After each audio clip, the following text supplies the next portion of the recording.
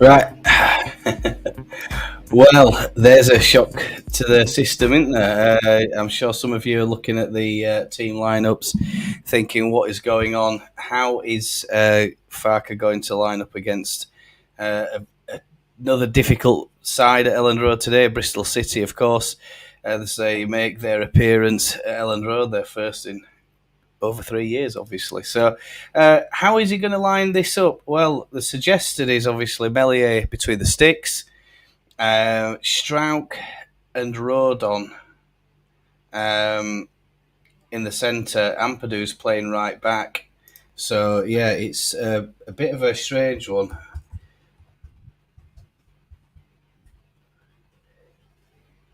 Just a moment, I don't know if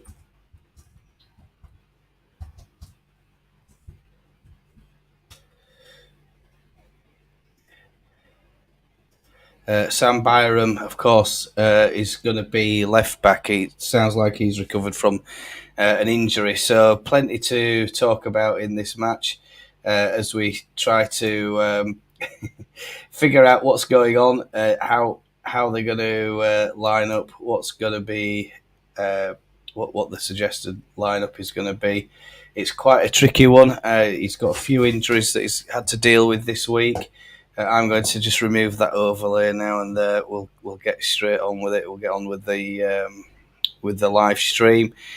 So yes, hello and welcome along if you're joining. Watch along Leeds, shorts, live, and watch along with me, Leeds United, because we all love Leeds.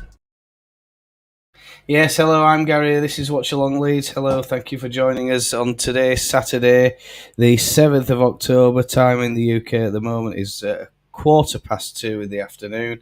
We're waiting for some guests to join. Of course, we've got Stu joining us. There is a guest at Ellen Road who's going to give us a pre-match prediction, get us on and talk a little bit about what they know. If that's if they stop enjoying the free bar that they're enjoying at the moment. I don't know whether that's going to be the case. They're just waiting on that at the moment, and we're just waiting some stuff. Yeah, okay. So yeah, thank you, Stu. I've got the lineup.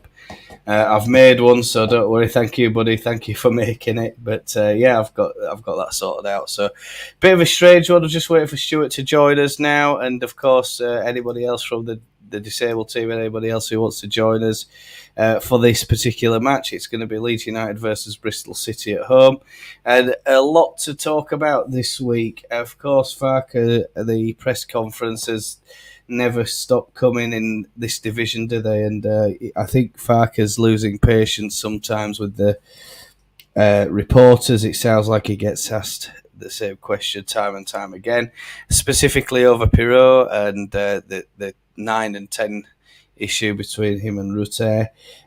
He said that key factors to be successful as possible 3 games this time in 7 days player recovery is still a concern. We want a choice and we have some availability.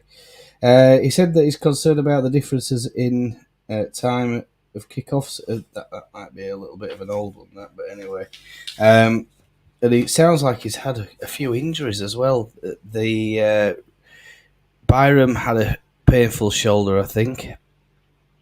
Coops is, of course, having some fitness issues, and it sounds like the back four has been completely rejigged in order to sort out a bit of a conundrum, plug some gaps, and it looks like we might even be playing with a 4-4-2 lineup today, folks. And it is actually being adjusted as we speak. Earlier on, we talked about 4-4-2, and now it's been changed.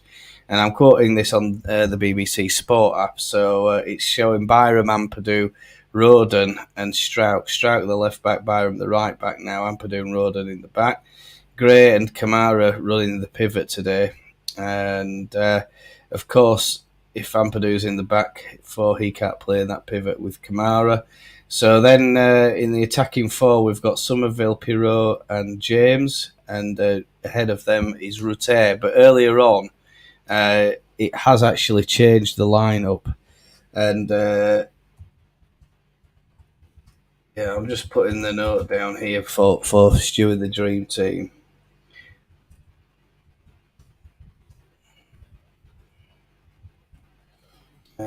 just say dream team.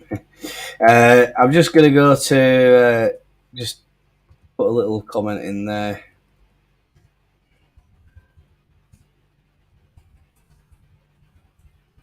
Of course, we're getting a WhatsApp message through as well, so we just need to keep an eye on those because we are speaking to other people as we do these streams as well. So we'll just get that sorted out as soon as we're ready to get started and get on with the stream. We're just uploading the the assets that we use for the stream as well. So bear with me while we get all of that done. It is a little bit rushed this time. Perhaps we should start the live stream a little bit later to accommodate them. So there we go.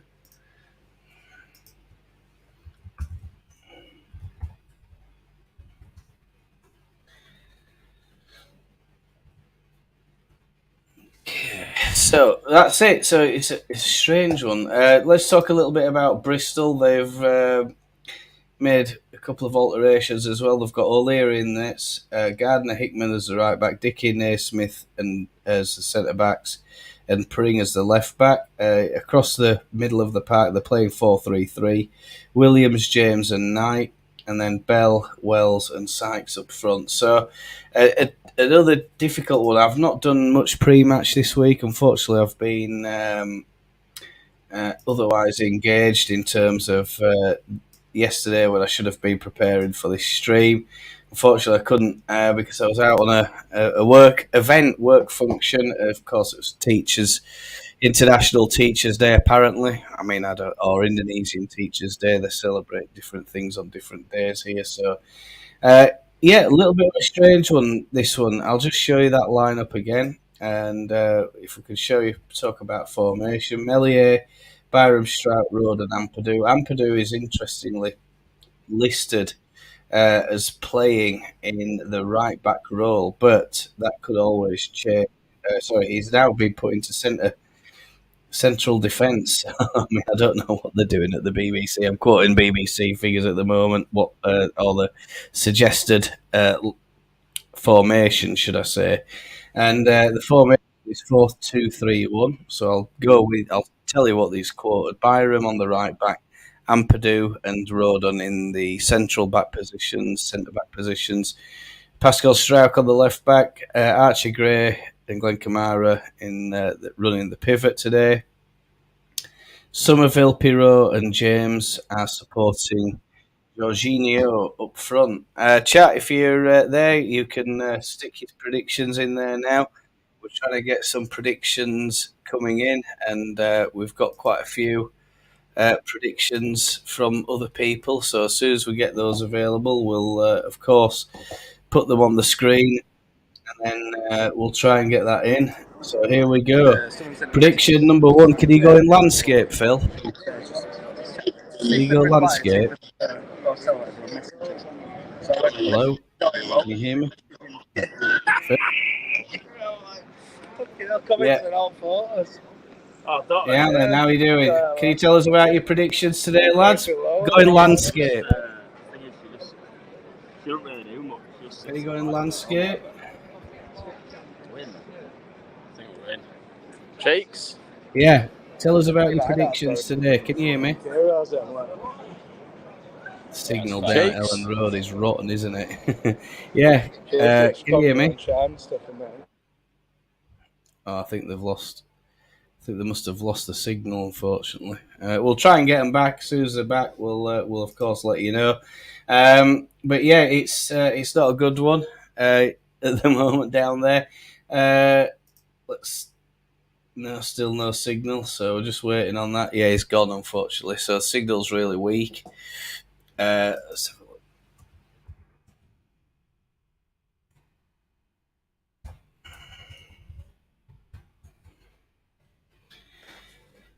Yeah.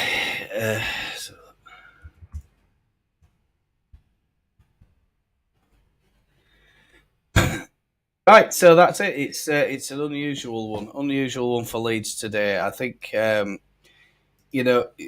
there's been a bit of criticism, hasn't there, about Farke's team this week, about the squad and everything else like that. I'll just tell you the bits and pieces just while this is ongoing. Hopefully we can try and get things down. He said that Shackleton's shoulder, the injury was very painful. More information was needed. This, of course, was yesterday, but he thought that 24 hours could make a lot of difference as to his fitness. Roden said that he's okay because he's Welsh. Byram has been subject to a late fitness test. He's obviously passed that, so he's got to see how he feels. Of course, he's back. Jaden Anthony had an ankle twist. Should be okay, but he thinks it's 50-50 at this point. Just a moment. Right, okay, here we go. Hello, and it's the boys down at Elland Road. Now then, Philip, we'll start with you. Can you have your prediction? Phil? How are we doing, Cheeks? Spot on, are you? Road. Live at Elland Road. Live at Elland Road. What's your prediction? Nice. What's your predictions? We're outside Miz. Outside the main stand. For me is 3-1. 2-0 Leeds. 3-1 Leeds. Scorers? 2-0 Leeds. I'll go 2-1. 2-1, 2-0, 3-1. 2-1, 2-0 and 3-1. Right, that's it. It's all down on the camera. Any idea about first scorers, lads? Pirro. First scorers. Pirro for Phil. Rute, Jorginho. Strike. Rodon for me, first And goal. Rodon. Excellent job. Right, okay, good stuff. Have you seen the team lineup? Right, I'm going to get back in there, guys. I've got these drinks left, so. Have you seen the lineup? Hello? Yeah, get off back in if you want. It's okay, the signal's not great anyway, so... See you later, guys. Good luck, have a good day, lads. Yo, I'll try and catch you later on, eh? See you later. So that's my brother Chat. He's down at Elland Road. Unfortunately, being where I am, I can't make it, and I'd love to be able to do that, but it looks like they've lost signal. And 2-1, 2-0, and 3-0 today. I think they said so. A lot going on. What did he say about Saturday? He said that he's hoping for a better atmosphere. So a bit of criticism for the Elland Road faithful. He wasn't. That sounds to me like it would talk about inferred meaning. Perhaps he wasn't too pleased with the atmosphere against QPR. I know that we noted it when we were doing the live stream against QPR that seemed a little bit. The atmosphere inside Elland Road seemed a little bit lackluster in the first half. Certainly, maybe the crowd not too thrilled with what was going on the pitch, and probably, they weren't getting a lift. He also said that the crowd needed to try and lift the players. He said that we are the best fans in England, probably the world. It's a big game against Bristol City. We've got 5 clean sheets in 6 games, though, and stability in the results in the squad. These are the important things that he's trying to bring in, and he's hoping that it's Elland Road is buzzing today, that we need the crowd. There will be a tough challenge, and we need to be at our very best. So the team need to be at the very best. The crowd need to be at the very best at Elland Road. And of course, we'd sit there. We think, maybe it's a nighttime kickoff. People have worked all day. Perhaps they were a little bit tired going into Elland Road. I don't know, late kickoff and stuff like that. A difference from people's routines and stuff. Point average is quite good, he says, after the first few games. He says, but we can start to settle, and he thinks that the international break again will help, as there is another international break coming up after this fixture chat. If in case you didn't know, there's I think it's nearly 2 weeks, of course. There's going to be England and a few other bits and pieces that are going to help Farke, certainly restore players' fitnesses, restore their well-being and restore their health, because obviously this championship is not. It's not easy, is it? It's a complete. It's a battle. So many fixtures in such a short space of time. We're going to get on and do the lineup now, and of course, Stu is joining us. Stu, hello and good afternoon to you. Are you all right? Good afternoon. I'm struggling to find the game. The LUTV Nord, you know, where I fly over to France to pay for the game. Yeah. The LUTV have blocked Nord. Yeah, they're definitely clamping down and getting a lot better about these. So I'm really struggling. So you're gonna have to do commentary, mate. So you're in charge of that, mate. Let me do that first. So you're in charge of that. I haven't even done this. Sorry, mate. While you're talking, let me just do something. You want me to get where is it? See, I'm miles behind Gary. Behind me. Yeah, don't worry about it, Stu. Really, bit of a pain, really. Right, if I stick it onto the top screen, I've got the graphics for both teams for you. Yeah. So I've put the graphic up there, look, mate. So it's okay. Wow, not bad. Not bad, eh? Yeah. Well, I mean, I made one myself, and then I think you were making one at the same time. I think I was just a bit ahead of you, and I was just watching that live stream. Stu, it's a bit of a conundrum, isn't it? What is got going on? It sounded like according to Lee, Rodon's playing at, is it right or left back, and Byron's playing at on the opposite wing.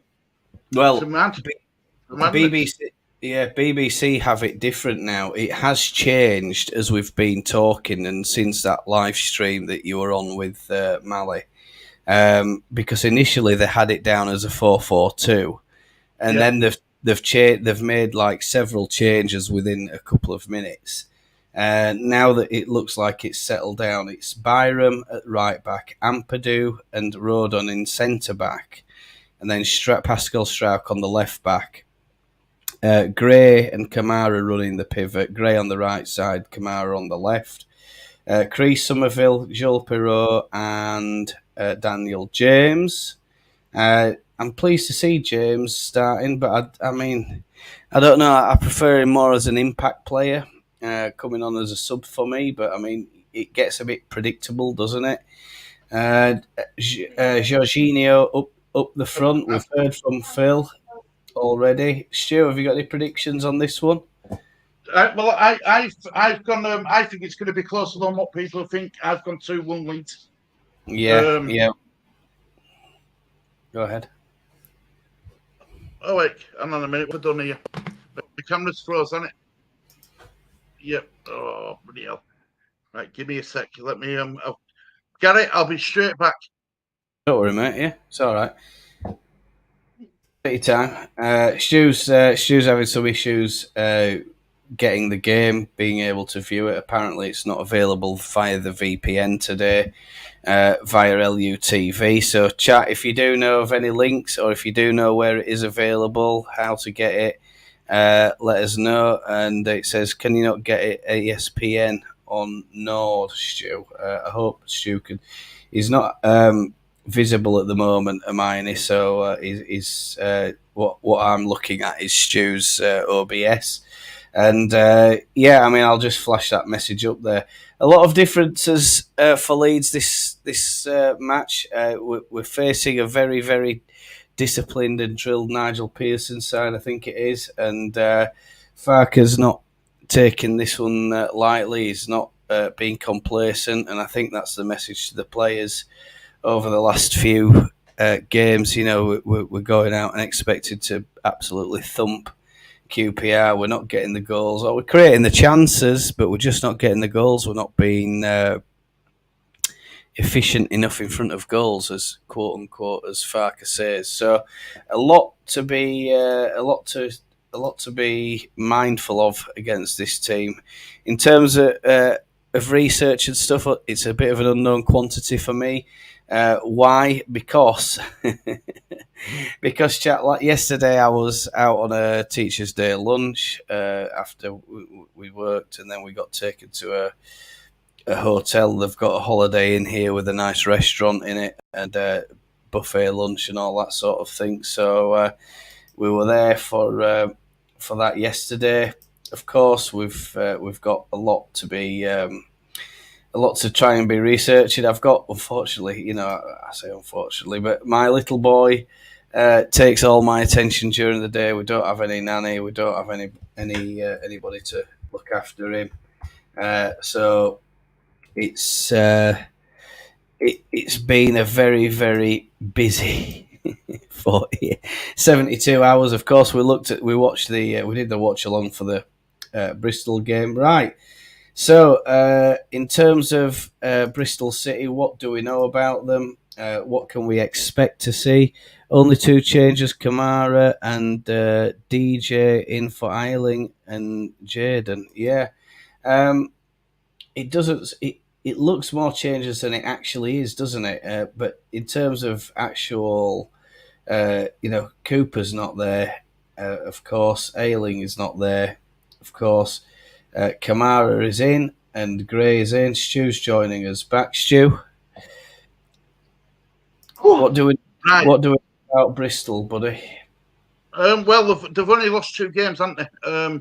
Narrowly against Leicester, and they lost 3-2 against Stoke. Yeah, but other than that, they're a pretty decent side, Gary. If I'm honest. Yeah. I think these are just going to sit back. These are going to come out to play, and I think that's going to make the game a bit more interesting. We tend to struggle with teams who play with low blocks. So yeah. Other than that, mate, I don't know much about them, but they've got 2. They've got 2 football teams in the city, haven't they? They've got Bristol City and Bristol Rovers. Rovers, isn't it? Yeah. So they're we can't take them lightly. That's all I can say. We can't take them lightly at all. Yeah. There was one match where they scored 4 goals, and that was against Plymouth. Yeah, they won. It was 4-1, I think it was. 4-1 by the look of this metric that I'm looking at here. What we can expect to see from them, chat. I'll just try and adjust the share screen on this one because I've just loaded it up because I think pre-match, from my point of view, I was just saying, Stu, I haven't had any time to do any research on them or do a pre-match video. I've just been that manic and busy. I think what we could... These are the stats from Bristol City. Oh, is it Bristol City we're playing? Yes. It is. But the logo on the thumbnail looks completely different to that. So have we got the right logo on the thumbnail? Or is it different? No, it's a robin on their thumbnail. Oh, is it? So is that... They're called the Robins. But this is all right. That's a something good for the pub quiz, isn't it? So this one here that we're looking at, is that the correct logo, or is it a different one that they're using? Well, that's a different one they're using on the stats. On the stats, isn't it? Yeah, different one. Well, anyway, it's confusing me. If it is, I think what will definitely tell us is the squad, because we'll be able to see some familiar names in team lineup, and we'll just make sure that we are using. Max O'Leary, look, there we are, goalkeeper. Matty James, Jason Knight, I think I've seen O'Leary. Sam Bell, I've seen that name already. Who's their danger man according to stats then, Gary? Well, we're going to have a look at that now, Stu, and just see what the pre-match preview is on this one, because they publish a pre-match preview on it. It is the right. So it's a different logo, chat. Look, if we look here, this is a completely different logo to the one that we've got in our thumbnail. It is the same team, so maybe they're changing that and stuff. But as soon as we get that up, we'll of course let you know. What can we expect? A lot of crosses, long balls, conceding shots. They have conceded a lot of shots, and they have conceded more than the average goal count so far. in the EFL. So a lot to think about here. I think we're going to get chances. We're going to create chances. But overall, build-up play, they're a little bit behind. Stuart, in terms of cutbacks, they're a little bit behind there as well. Have I got somebody trying to join this stream? No, I haven't. So a lot to... Let's have a look. We'll go down here. Pressing, they're a little bit ahead of the AFL average on that one. And, defensive work, they're a little bit below, I think. Or conceded per 90 is lower than average. So, they are conceding goals, or they have... I think it's that one there against Plymouth. Plymouth. But... what's this here? So let's have a little recap then. Bristol City, Preston North versus Preston. That was 1-1. Millwall again. They got a goal there. They didn't score against Birmingham. When they played Hull, that's match day 4. There's a result there. Then they get 2 goals against is it Swansea? Didn't score. It was a bit like a roller coaster that we have, isn't it, Stu? In terms of what... say again? I froze again. Is that because of your VPN, or is it the camera? Is it the camera causing you trouble? Right. Okay. Yeah, I'll have to go out and come back. All right, mate. Yeah, no problem. So Stu's got the gremlins today, folks. It's not me, it makes a change. It's usually always me, isn't it? But yeah, we're going to go in now and have a little look at the match averages and the suggested for this one. See what we've got to look at. A number of differences in the Leeds lineup today, and of course, we'll discuss those again a little bit as we go into the pre-match. So on average, here we go. Oops, I'm zooming in on the wrong one. On average, folks, we've got almost an equal goal difference. Leeds 0.5, 0.20 for Bristol. They are a little bit behind us, I think, in goals scored. XGD is 0.68, 0.04. Expected goals versus shot 0.11. That's the same for both teams, so a bit wasteful in front of goal, or suffering from poor finishing, I think is the main one. Expected goal timeline, moving average in the last 10 matches. So Leeds, of course, is a little bit higher, creating the chances. And then, of course, in the conceded bit, that we've got a downward trend on there. That Farker's made a big point of trying to keep the goals down, and of course, we're doing very well in terms of defence. And I think Roden, in the last 6 appearances he's made in all competitions, including internationals, the opponent hasn't scored. So I don't know. Is it a bit of luck, or is it just that Roden is actually an exceptional talent in defence? I think I'd like to believe that. As for Bristol, they've got a draw. What's that? 3 wins, is it? 3 losses and 2 draws. So they're very similar in terms of where we are in the league. I think they're on 12 points, Stuart. Is that right? Yep, I'll double check for you now, mate. I'll double check for you now while we're speaking. Yeah, okay. We don't want to give wrong information, do we? No, of course not, no. And Wells, there's an N Wells there. That's Nicky Wells, he used to play for Bradford City. Did he?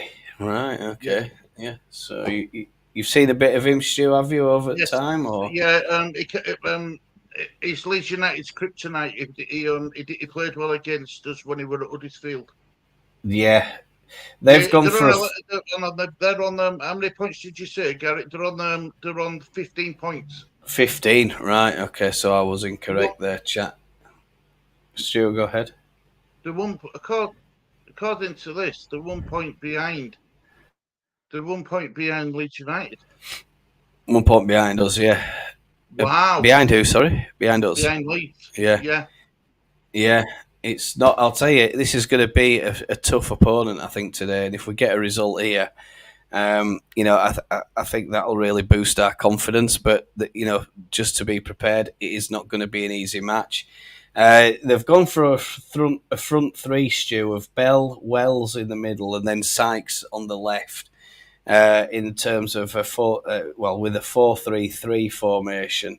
There's a name there that I recognise. Is that Naismith? Is that the ex-Everton? It's not the ex-Everton Naismith, is it? There was a name Naismith who played for them. K. Naismith. Have you seen who they've got on the bench? Yeah, go on. A Yeboah. Eh? You kidding? Look at the subs bench. They've got a Yeboah. Oh my god. Well, we'll have a look at you, but let's hope it's not. It can't possibly be the.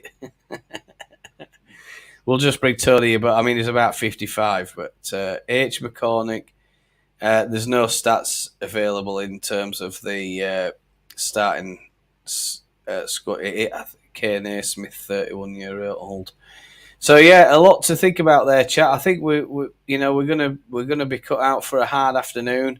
It's not going to be an easy match at all. I think Stu is struggling getting the football. Stu, Hermione suggested ESPN earlier on. Yeah, I'm on it. So I don't know if I don't know if you're on there or not. Yeah, I mean,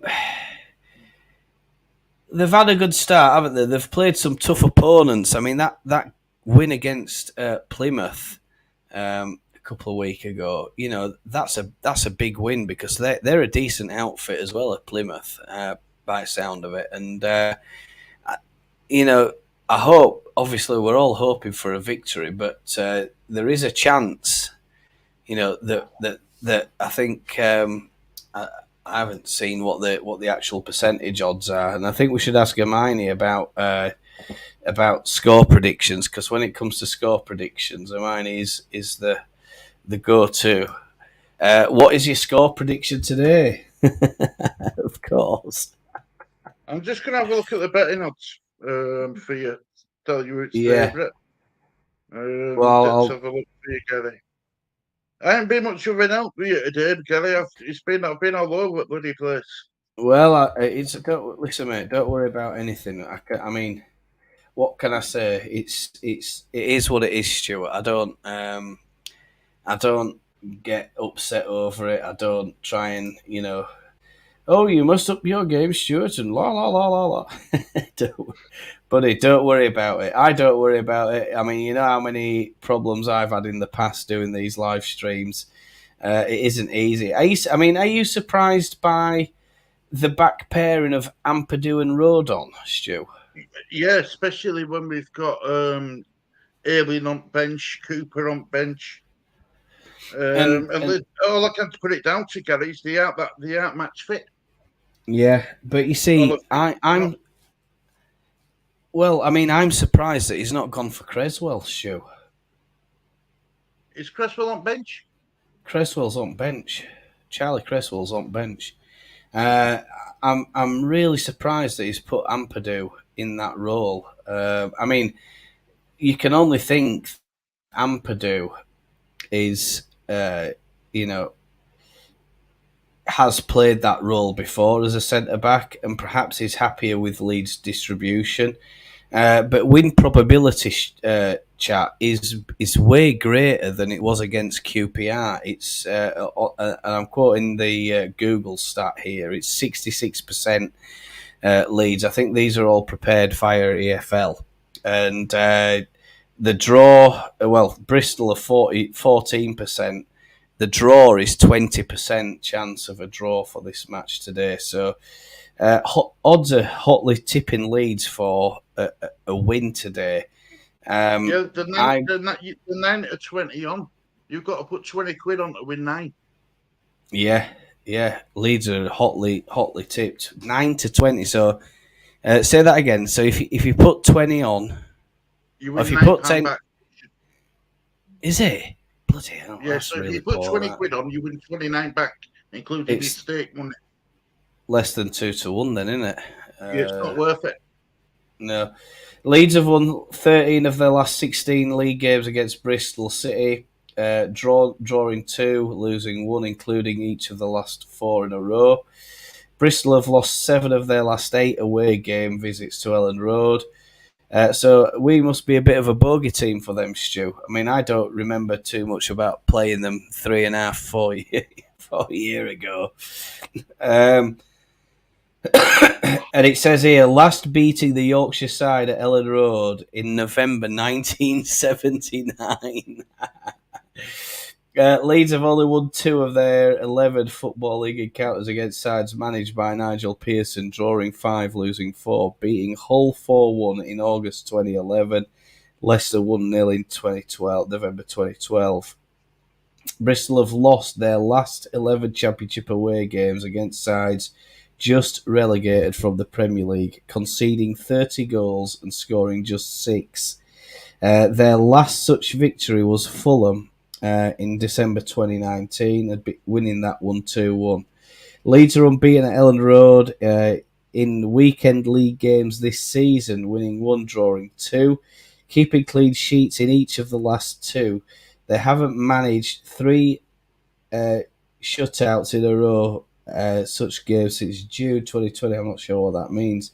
In a run of 4 under Marcelo Bielsa. I think shutout means where you're ahead and perhaps you don't concede. It's not a term I can say I've ever really come across, to be honest with you.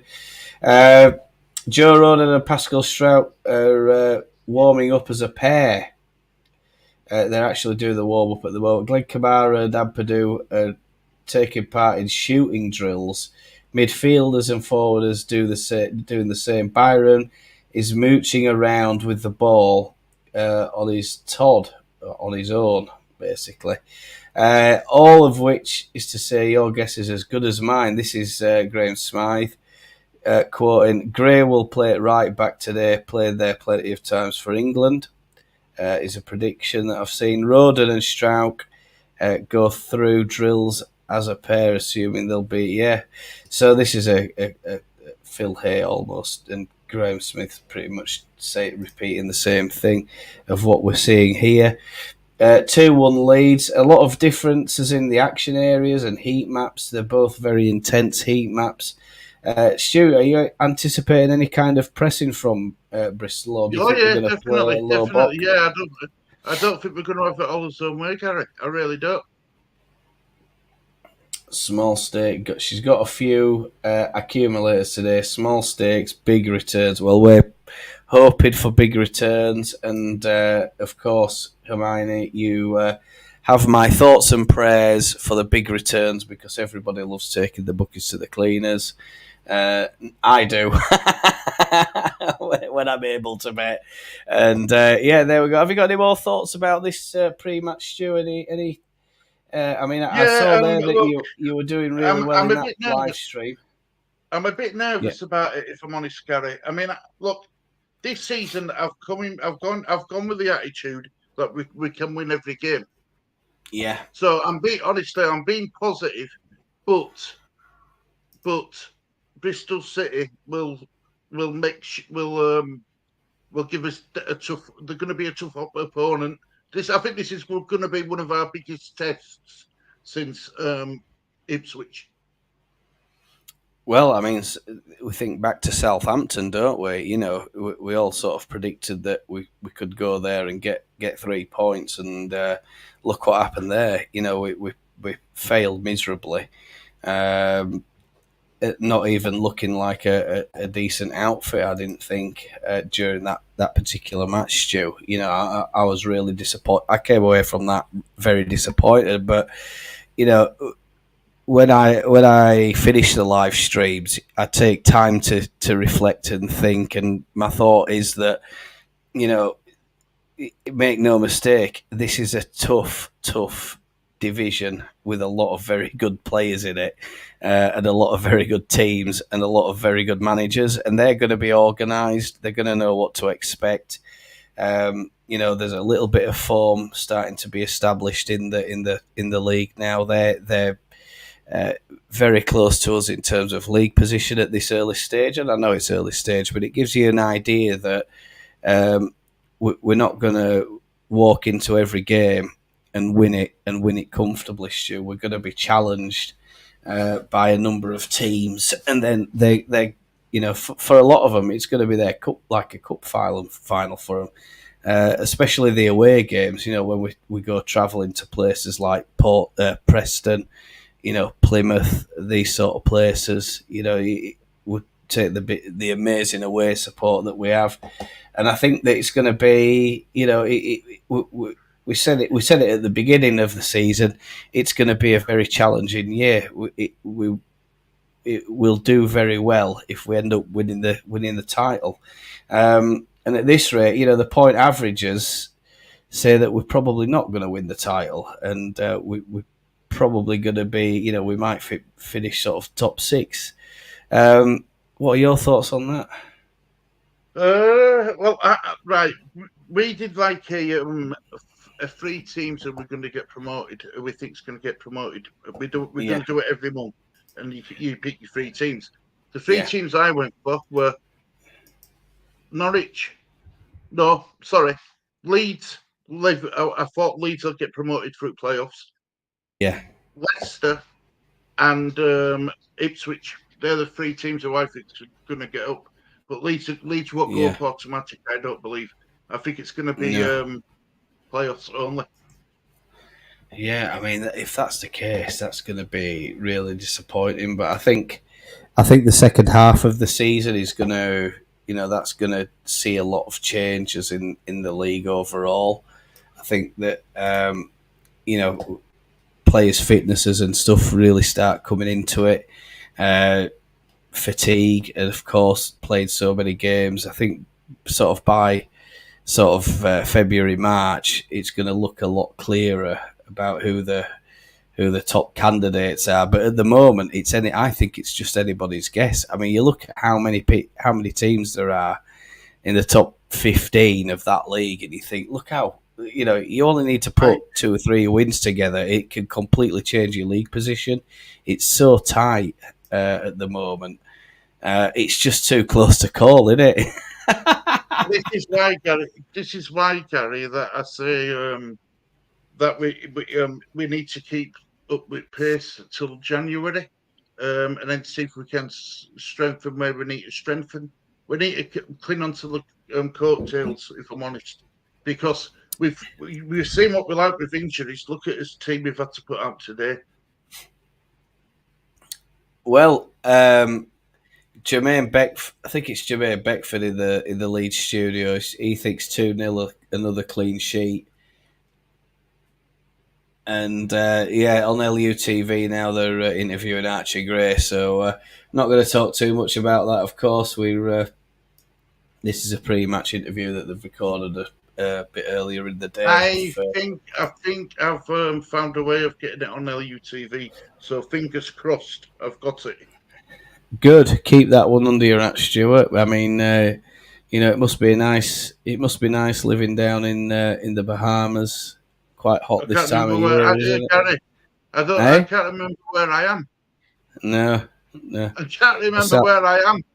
South of France, isn't it? No, I went a bit further afield, I think. Where am I? Where am I today? I'll tell you where am I today? We can't disclose Stuart's location, folks. We just can't tell you where he is. I can't disclose it because I don't know where I am. I mean, he'll after this stream, he'll fire up the yacht and he'll be off somewhere else. Yeah,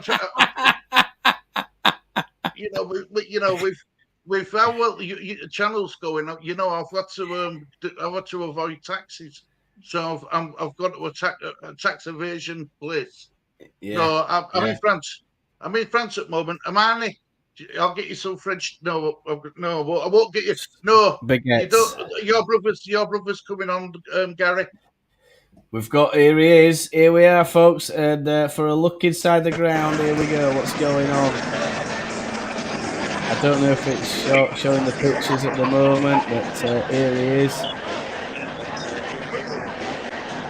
And players must be getting ready to come out.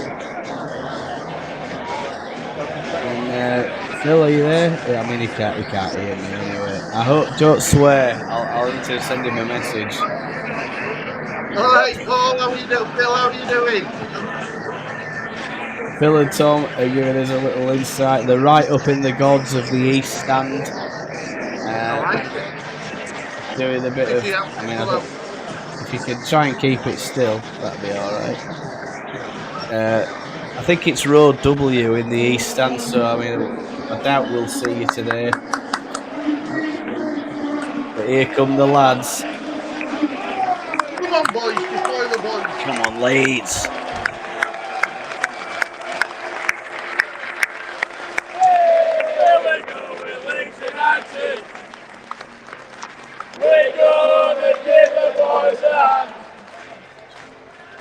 Only on this stream, folks. We are the greatest in the land. Everything we're all gonna stay with our Leeds. Players coming out the tunnel. Everywhere we're gonna be there with Leeds. Marching all together, we're gonna stay away. We are so proud, we're crowded out our way to Leeds.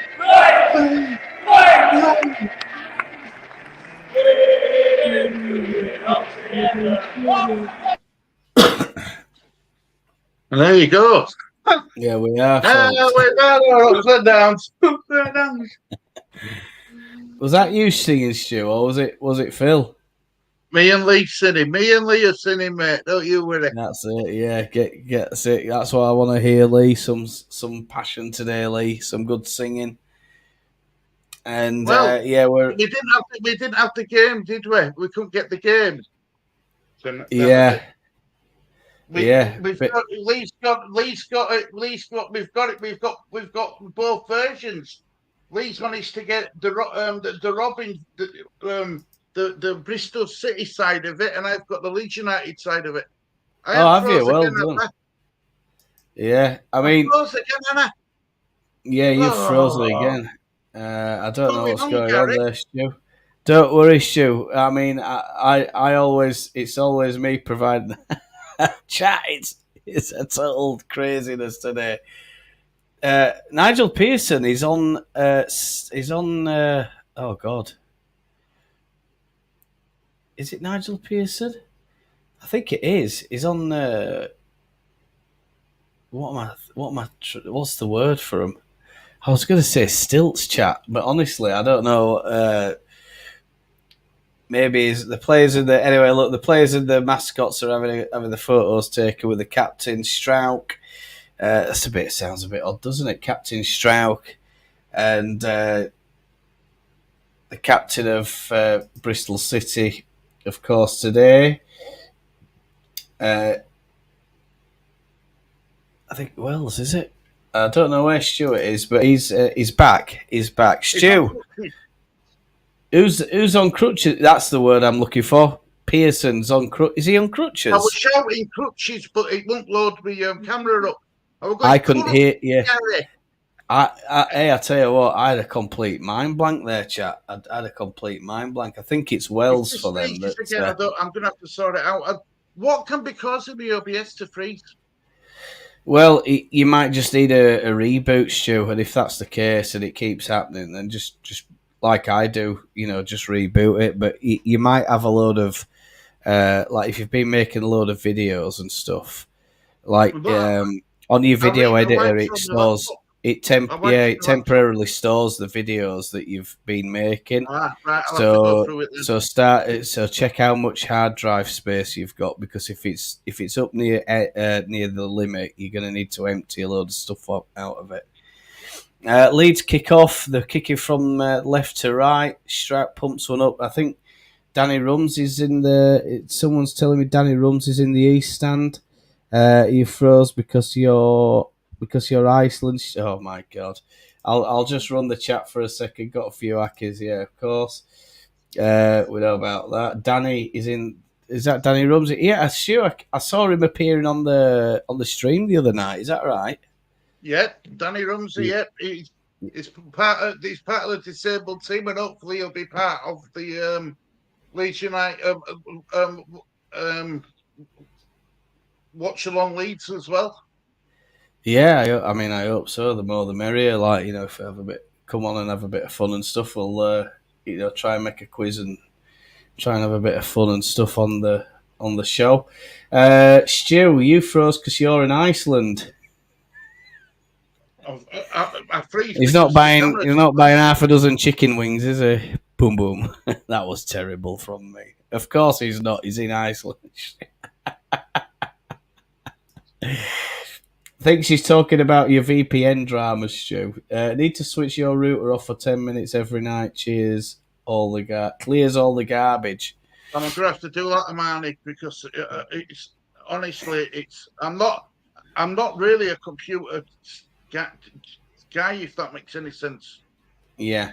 Well, later on, if you look at the search thing, and it's something called smart storage or something like that, and just check how much how full your hard drives are, because if they're nearly full, you're gonna need to empty a load of that out. It's a 1 terabyte. It's a 1 terabyte. Well, you don't get a terabyte. They say it's a terabyte, but I've got it's 952 gigabytes. I've used 83.7 gigabytes. I've still got 868 gigabytes left remaining. Oh wow! Yeah, that's all. So it's not your hard drive then. So yeah, you might just have to flush the system, restart it if it freezes. Yeah. Yeah. Hopefully, I'm back. Good. Sam Byron and Somerville are coming in here. Pirot at the edge of the 18-yard box is quickly closed down. Over to the right side, Dan James crosses one in, but nobody can get on the end of it, and it comes out to Ampadu, hits it on the volley, but it goes wide. And a nice little bit of build-up play. Leeds United coming up to the 3-minute mark. At the moment, we've got 3 minutes now, Stu, on the clock. Right. Well, the one I'm watching, I'm 2 minutes. Well, it keeps freezing, but I'm trusting your judgment, Gary. So what we on your clock, mate? How fast do you want me to go? Go to 3 minutes and 20. 3 minutes 23. That'll do. Perfect. That's fine. Yeah, that's a second or two ahead. That's fine. Yeah, perfect. There is a foul, and it's Jadon Anthony, and Leeds are they've conceded a goal kick, and the Bristol goalkeeper O'Leary spots it up in the middle of the 6-yard box, and now he's just going to pump that forward. He's taking his time. There's a little bit of egging on from the crowd. Oof, Bell and James are clashing, but they just missed each other. Naismith. Rodon loses out to Wells. Wells going forward at pace, and he runs into Pascal Strout. And referee's given a free kick. It's about 40 yards out, almost dead centre. And Rodon lost his man there. Wells, a nice little turn against Rodon, and plenty of pace there from him. Pretty blistering. I know nothing. A BT engineer told me to do it. Yeah, I think you're right, Hermione. It's a good idea turning your router off and letting it have a few minutes to dump all the stuff that's temporarily stored in there. Bristol. Things got stored in your router. I didn't know that. Say again. I didn't know things got stored in your router. Yeah, they do temporarily. Yeah, Gardner Hickman and. Can't tell who that is. They stood over the free kick. I think there's gonna be a little pass here, and they're gonna go for a shot. No, they're not. Drifted into the back post. Rodon headed away. Only as far as Pirot inside the 18-yard box. It's still not cleared. Hickman down the line, and it's a lovely cross in, and it's just It's just over. It's just over the head of the attacking forward. It's a really, really good ball whipped in. And there might even be a call for a penalty against Sam Byram because he was leaning into the attacker. And it could have been a penalty shout that, Stu. Fair enough. Hello again. Let's hope we can all enjoy the Leeds United victory. I hope so, mate, because I can't get it. I can't. It's gone totally blank on me. So I'm judging. I'm just in company with Gary. I'll just keep the chat going while Gary does all the hard work. I'll do all the hard stuff today. Bristol are coming down the left-hand side, and it's Bell up against Roden, and it's Pring has a little whip in, but Ben Williams has been booked yellow card. I'm not sure what's happened there. According to the TV, they flashed the graphic. Ball whipped over. Bristol really got Leeds on the rattle here. They got the goal for us, didn't they? And the attempted cross has come off Sam Byram, and it's a corner ball to Bristol. Leeds under the cosh a bit in the early minutes of this game. Now they started very well, did Leeds, but they didn't score, and now Bristol are in control. They are in the driving seat, so to speak. How's the team set up then, Gary? Who's playing it back?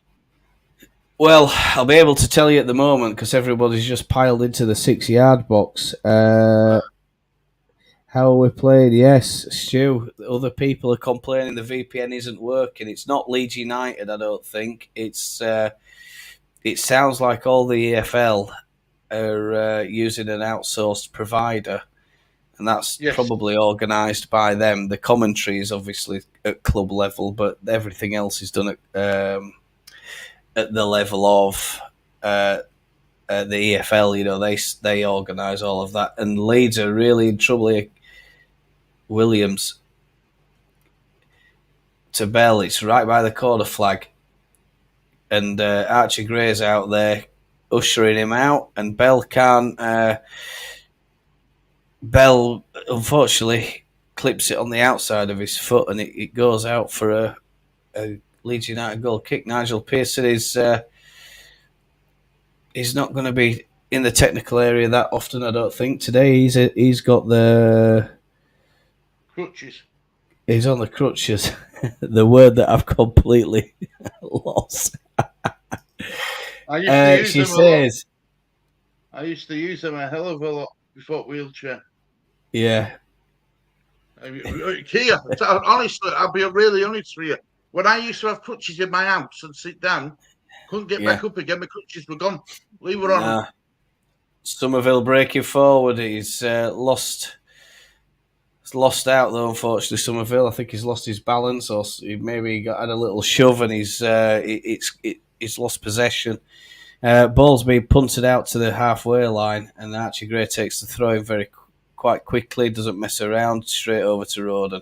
Roden and Straucher at the back at the moment, folks, and Archie Gray's playing like a right wing back role at the moment, I think. And nice little bit of skill from Archie Gray, but he just doesn't get away from his feet. He's dispossessed, just on the right hand side, right in front of Farker's technical area. Over to Roden, Kamara, Roden. Ampadu. Ooh. And it's all tippy-tappy. Leeds are trying to find a way through, but Bristol are just holding the position and holding the structure quite nicely, and Leeds are struggling to find a way through. Stu's trying to find a stream. If he finds a stream, chat, we'll of course let you know, but at the moment it's sounding like people inside the UK are struggling with that, and of course, you know, unfortunately, that's bad news for you. You do have my sympathy. It's a complete nightmare and a complete joke. I don't agree with it. That's why we started the channel partially. Roden, Ampadu. So Ampadu's ahead of Roden at the minute, or is he behind? Yeah. Archie Gray, Dan James into Perot. Perot, dummy by Somerville.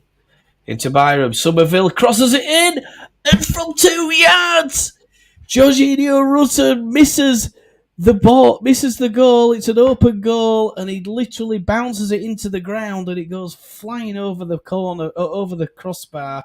Oh, I thought you were going to say How score then. Friggin' hell has he missed that? I'll never know. It is the miss of the season, folks. This is the miss of the season. I can't tell you how bad a miss that is. It just rolls up his. It bounces and rolls off his leg, and Rutter, dearie me, that is you'll never see a miss like that, or you won't see a miss like that for a long time. A 100% clear chance. All he has to do is literally put it in the back of the net. Oh, Ampadu! Oh, shot from 25 yards, and it's punched away by O'Leary. Wow, Gary. Ampadu. Watching you is better than watching game, mate. I'm telling you. I love it. I love it, mate. Kamara. Yeah, I absolutely love it. Leeds have a call. Kamara into James. Ampadu. Rutte tries a shot from 18 yards. Oh, he's getting muffled. He's Rutte, and he loses the ball, and Bristol punts it up the pitch. What a miss from Jorginho Rutter. And I'm afraid Jorginho Rutter is going to get a lot of heat from the faithful over that. I mean, it kind of hit him on his calf. It bounced up, hit him on his calf and side of his calf, and just went flying over the bar. I mean, it's just one of them. I bet he couldn't do that 100 times if he tried. It was such a horrible miss for Rutter. Rutter has a shot and he's offside. Oh my God! Willie says how Rutte missed. I don't know. I can hear Lee giggling in the background, and I don't know if he's giggling. Yet, but we can believe it. I don't know. Honestly, what a nightmare! What an absolute horror miss from Jorginho Rutter. And let's just hope the next chance that comes his way, he buries it. And I think he probably will. I like Rutter, so. Rutter tracing the ball, but he's punted upfield by O'Leary. Roden heads it up to the halfway line. Ampadu's trying to get on the ball. There's a shove by Ampadu. Referee sees it. He's on top of it, and Leeds concede a free kick just on the centre circle in the Leeds half.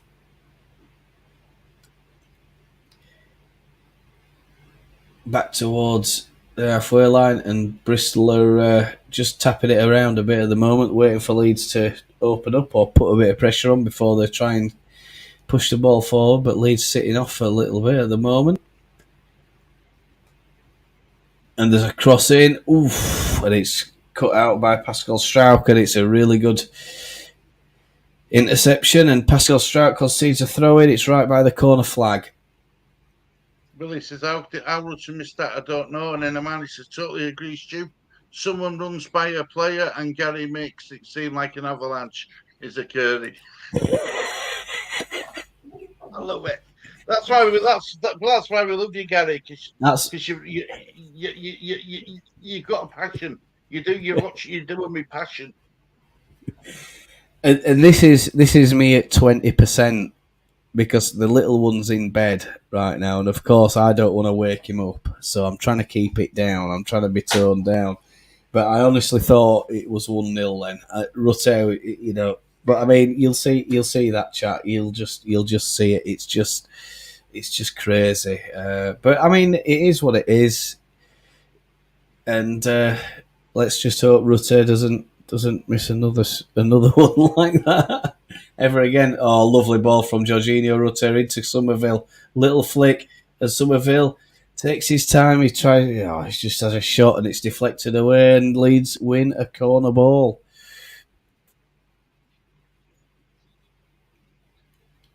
And he just is Rutter's ball there just completely takes Dickey out of the match, and Dickey's the one who's got the yellow card. And I'm not so sure what that was for. There wasn't much mention of it. Leeds with the corner ball. It's taken. Pirot tries to cross it in to Rutte, but it's deflected out to Dan James. But he crosses it in, and Rutte just heads it, and it heads wide. And I think he's got a bit of a knock, Jorginho Rutte. I hope Stu and Co can get a. Have you got any kind of stream yet, chaps? No, nothing. Not a dicky bird. Not it's a like dicky they've bird. put a blanket over it, Gary. Yeah. That's a bummer, is that? I mean, if the VPN can't get it. Stu, Like, have you tried Opera? yes. Same. Yes. Wow. They're getting better at detecting these VPNs then, folks. BBC have been very good at detecting VPNs for years. You can only imagine that they're sharing the knowledge about how to. Oh, and there's a long ball over the top, and Archie Gray's out of position here. He's chasing back, but he manages to intercept the cross from Bell, and he's conceded a corner as Archie Gray. Good little bit of pace from Archie Gray getting back there. And he's going to be involved in a very, very, very intense game here, is Archie Gray.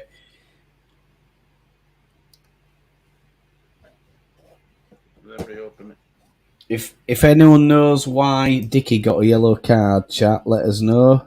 And of course, if you want to put a score update into the chat box, of course, that always helps us. Hermione's doing that as we speak. Millwall are 1-0 up, apparently. Burnley have beaten Chelsea.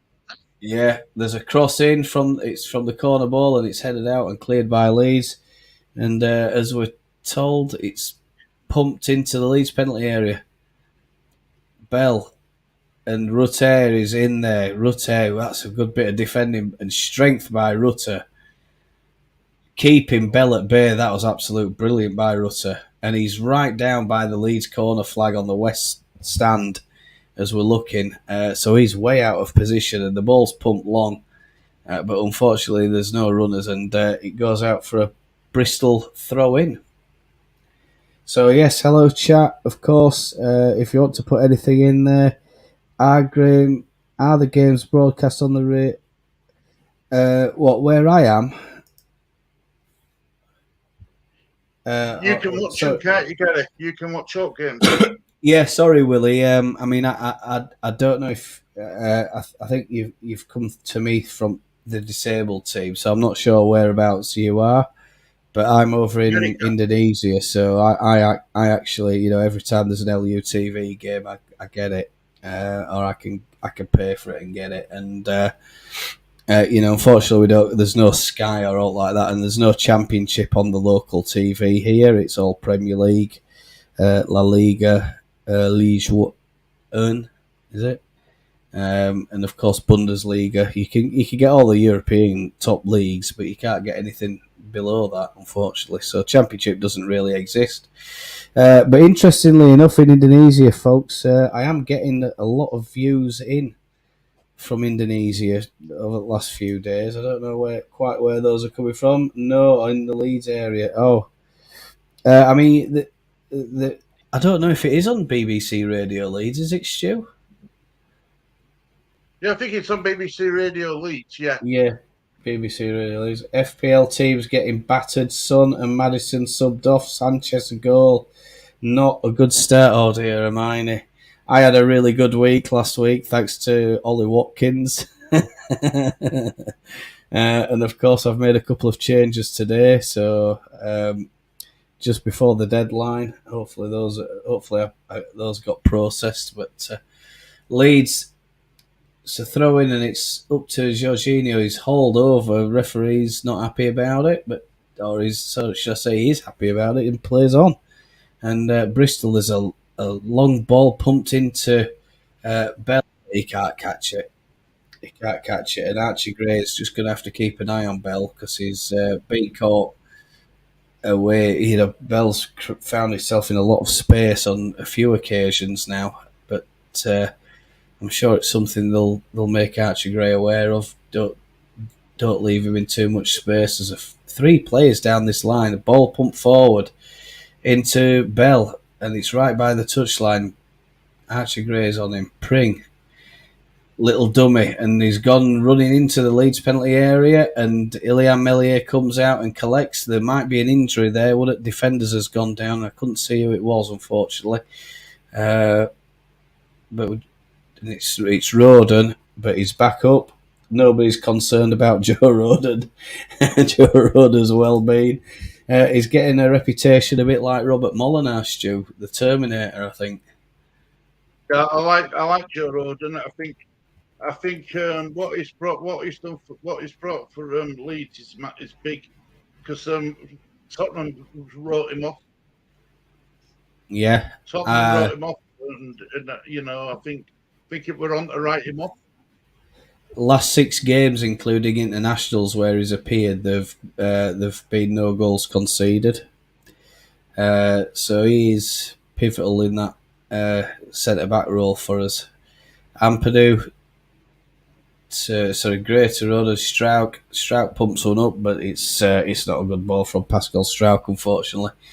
And Leeds trying to put a bit of pressure on the edge of the 18-yard box of Bristol, but there's a little break on here, and it's Pring going down the left-hand side. Bell crosses one in, but it's not a great ball, and Pascal Strauch manages to get in the way. Roden back to Meslier. Meslier pumps it up. It's in the centre circle, and possession's turned over to Bristol. And another ball whipped in there, but Bell couldn't get to it, and Pring couldn't get to it, and it's gone all the way through to Meslier. Meslier kicks it out to the left-hand side. Strauch. Roden. Coming up to the centre circle.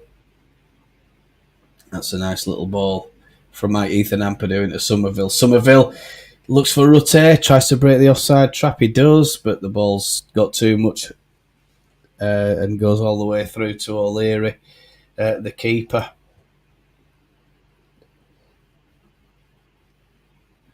Strauch back to Meslier. Roden goes forward up to the halfway line. No problem, buddy. I'm froze. Yeah. I'll do it. Come out. Go back. All right, no problem, mate. Well, Pascal Strauch. Good bit of defending from Pascal Strauch. And it's picked up by Dan James. That's a lovely bit of running from Dan James. James with a bit of speed here, bit of trickery. And he's looking for a foul, but he's not going to get that, is it, Dan James? He's left his leg there, making it look like a foul. Stu, I'll just remove you from stream, and then I'll when you've got sorted out, buddy, just I'll keep an eye on it, and obviously I'll just add you as and when. Of course, Ipswich are 1-0 up. Chaplin, Leif Davis assist, brilliant. Leif Davis, I was so impressed with him, and when I found out that obviously he'd gone, I was disappointed. Sure, it's 24 minutes almost. 24 minutes starting. Yeah, there you go. You've spot on. Thanks for that, Stu.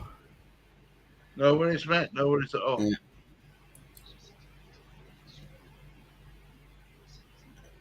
Ball's over on the far side at the minute. There's a foul by Rutte. And it's on, I think it's number 16. And it's Dickey. And Dickey, it's a bit of everything from Jorginho onto the shoulder. There's a clip in the back of the leg. Pulls him backwards. And fair foul. And ball's pumped up by Bristol. There's a challenge by Strauch, but the referee's continued play. It's on Wells for Bristol, and ball's all the way back now to O'Leary. It's moved quickly up to O'Leary. Bristol want the ball playing out so they can get some treatment to the player who's gone down under the challenge from Pascal Strauch. It's Wells, I think, that's down, and he's holding his ankle, rolling around a little bit. Maybe it's a twist or something like that. It didn't look like there was in it. The challenge from Pascal Strauch. Hopefully we'll get a replay. And it tells us. Strauch's got position on him. Well, Wells is goal side, but I think he's lost his ankle. Yeah, he's been clipped in the back of the heel, I think. And he's down at the moment receiving treatment. Of course, chat, if you've got any updates for us, Hermione's doing a sterling job there, helping us out. Stu as well, great stuff. Everton 1-0 up. Who are Everton playing, folks? Is it? Bournemouth. I can't remember what fixtures are. Bournemouth, oh yeah. You see, I put one at Bournemouth strikers in today, thinking, yeah, Everton will get battered. That was a risky move, I think. Blackburn 1-0 up away to QPR. Thank you, Hermione. And oh my God, now it's 2 apparently. So 2 quick goals from Blackburn. Burnley are winning as well, and a lot happening, of course, across the leagues today. So we're just concentrating on the Leeds stuff and the Championship stuff. The best one I found. I'm about 2 minutes behind you. Yeah, but I've got it's a decent copy. So yeah. That was a surprise result today, wasn't it? Sunderland and Middlesbrough, folks. I don't know if you saw that result. 4-0. Went down to 10 men, didn't they? Say again? Sunderland went down to 10 men. Did they? Yeah, first half, I think it was. Yeah. Wells is limping off the pitch. He's been assisted by the physio, and this is going to be another probably 2 to 3 minutes. Quite a warm day up in West Yorkshire by the sound of it, as the warm African air gets dragged over the UK in October, and everybody's basking in the sunshine, or the early autumn sunshine, I think, can I say? Honestly, you know, once upon a time, Gary, as you well know, Christmas it used to be snow. Now, on Christmas Day, we'll be having barbecues next year. Honestly, we'll be having barbecues. Madness, isn't it? The weather. I mean, today over here, Stu. I mean, we get an average temperature. Usually, you can guarantee 30, 32, 33. Today, it's topped out at 37. The other day, it topped out at 40, and like even the locals are complaining it's way hotter than normal, and we're waiting for rainy season to start, and it should we should have had some decent rains coming through by now, but we haven't had any. So perhaps a prolonged dry season for us in Java, which is where I am. Ampadu, Jorginho, Ampadu, back to Roden. Lovely. Oh. And Bristol are pressing the players, and Leeds have had to play it all the way back to Meslier, and Meslier back out.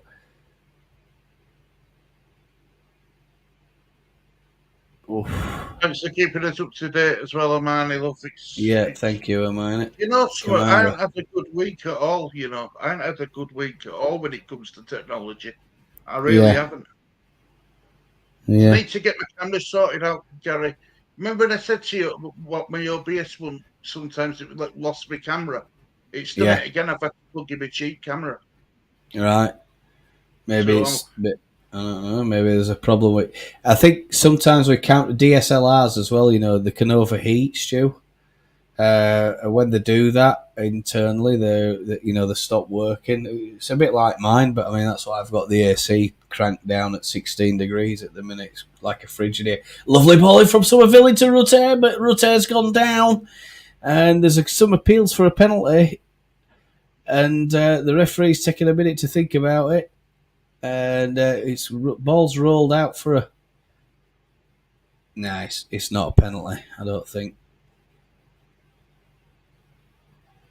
He's gone. I don't think he's gone looking for it, to be honest with you. It's a bit of a strange one again. Him and Cornick, shoulder to shoulder, and Somerville wins the battle, but I think he loses his balance as they're trying to get the ball. But it continues. 30 minutes, 10 seconds on this one now, and ball's punted up by O'Leary.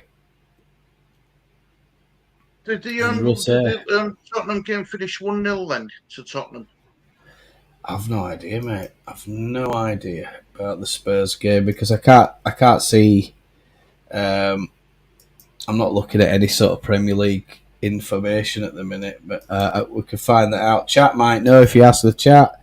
Chat, what happened in the Spurs game today? Bristol are on the attack here, the edge of the 18-yard box, and it's cleared up by Pascal Strout into Jorginho Rutter, but it's closed down quickly. There's a foul on Jorginho Rutter, and it's Sykes, and he picks himself up, does Jorginho. I'll tell you what, he's been putting himself about a lot today so far. He's having apart from the miss, he's having a really good game. I feel sorry for him that he hasn't got his goal. Dan James. And Ampadu intercepts back to James again, and Dan James crosses it in, but there's nobody in the 18-yard box. Somerville on the far side. Somerville, Jorginho on the spin, and he has a shot, and it's gone out for a corner ball. Leeds, good bit of attack in there, and it's corner ball. And no surprises there. Man United are getting beat by Brentford.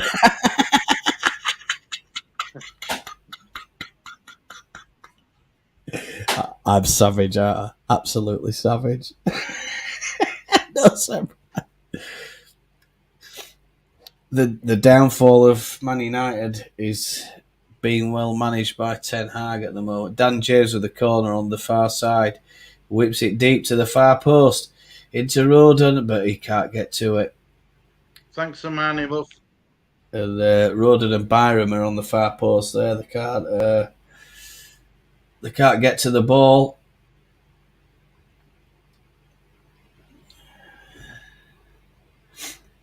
Chris Somerville now. He's going to take this corner ball. It's from the near side. Heads go up and it's cleared away. There's some pushing and shoving going on there, but referee didn't see any of it by the look of it. It's all the way cleared out all the way to Ilian Melier, who's a long way out. Glenn Kamara's on the left-hand side at the minute. Into Ampadu.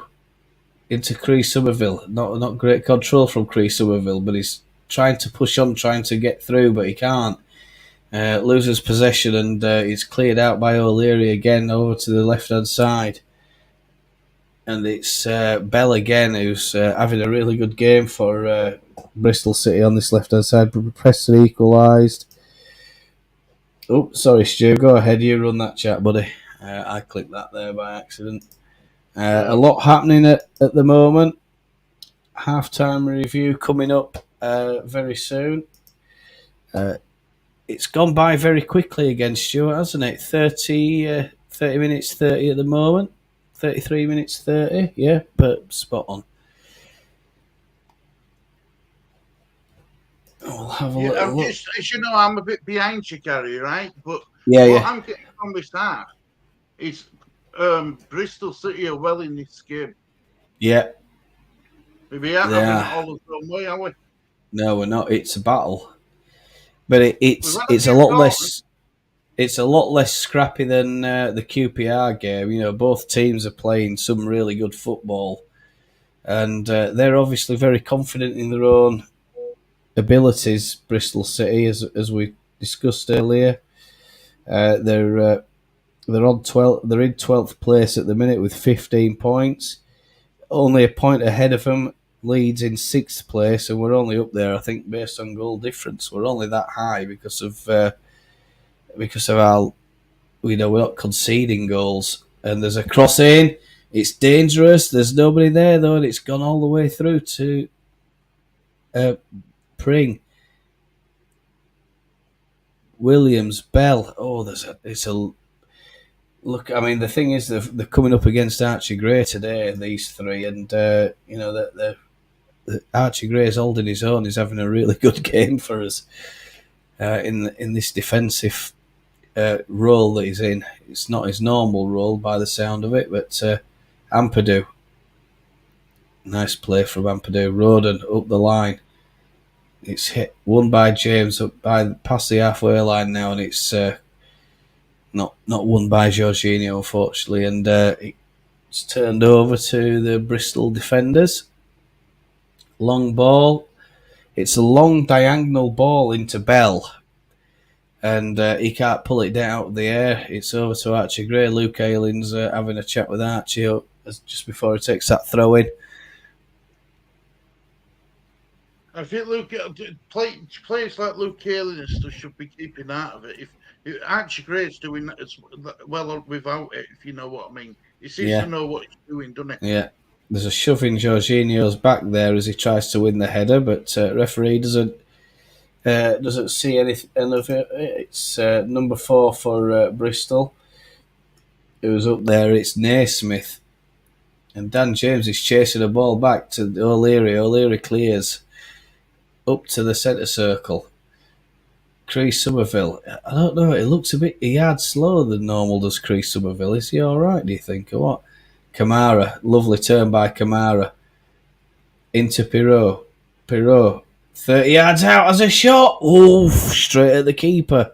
But it catches the keeper by surprise. It bends in the air. And it's a goal!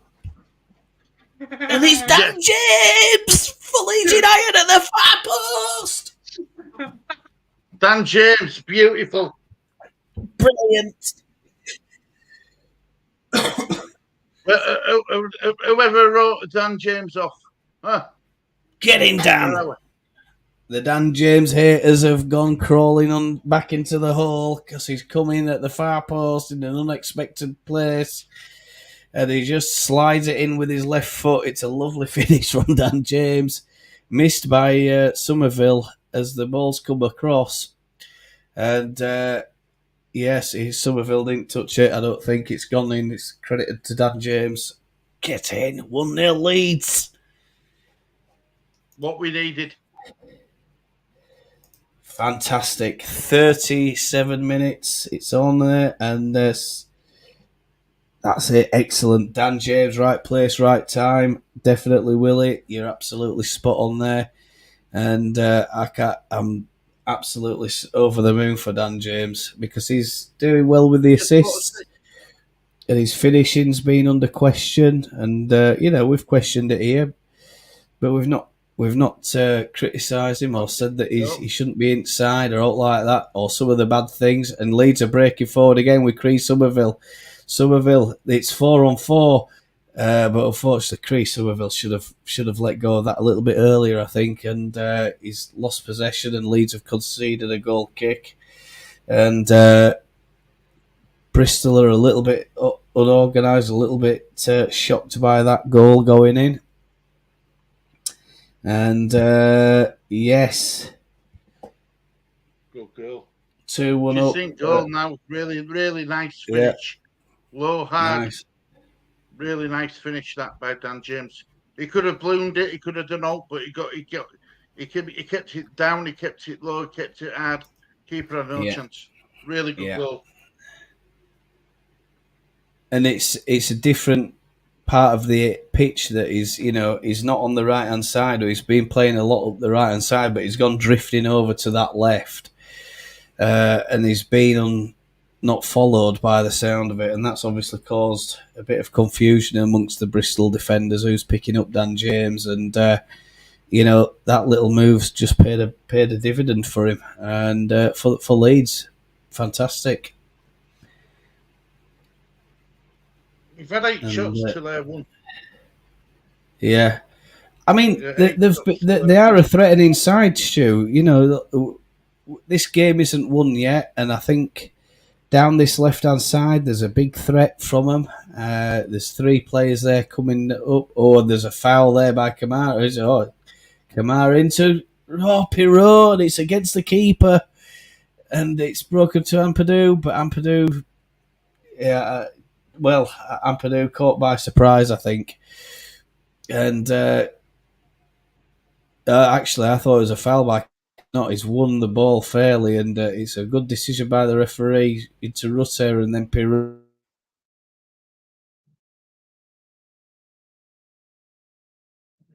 Have you gone, Gary? Yeah, I think Gary's gone.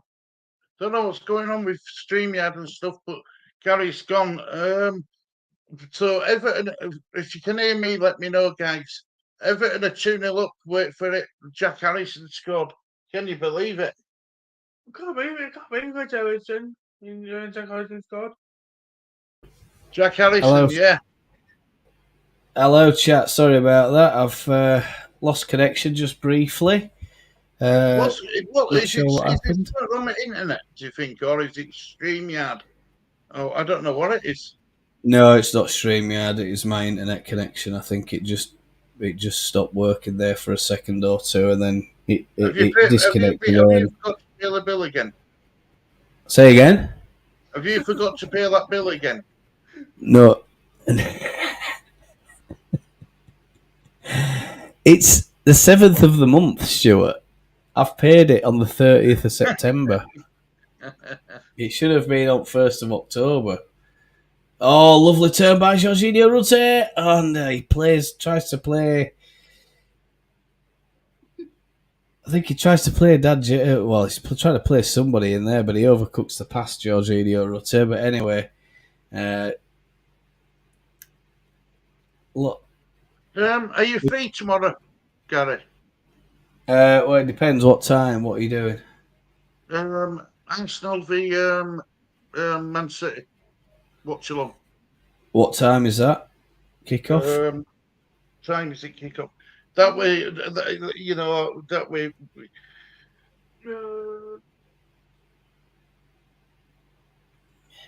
Leeds going to check for me now. Kindly check it, bless him. Kamara.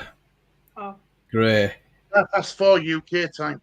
Oh, yeah, perfect. I'll be available for that. Archie Gray making a lovely run down the right-hand side. Tries to cross it in, but it's cut out. And he wins a throw-in right down by the corner flag, Archie Gray. Good bit of play from Archie Gray. But Gary's internet runs on cooking oil.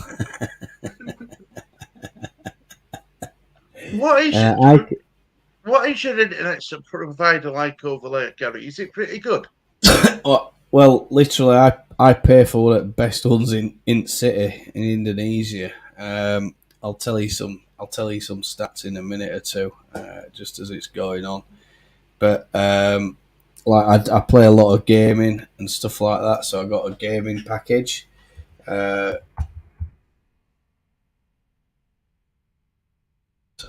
I'll tell you at the minute what it's running at. It should be quite good.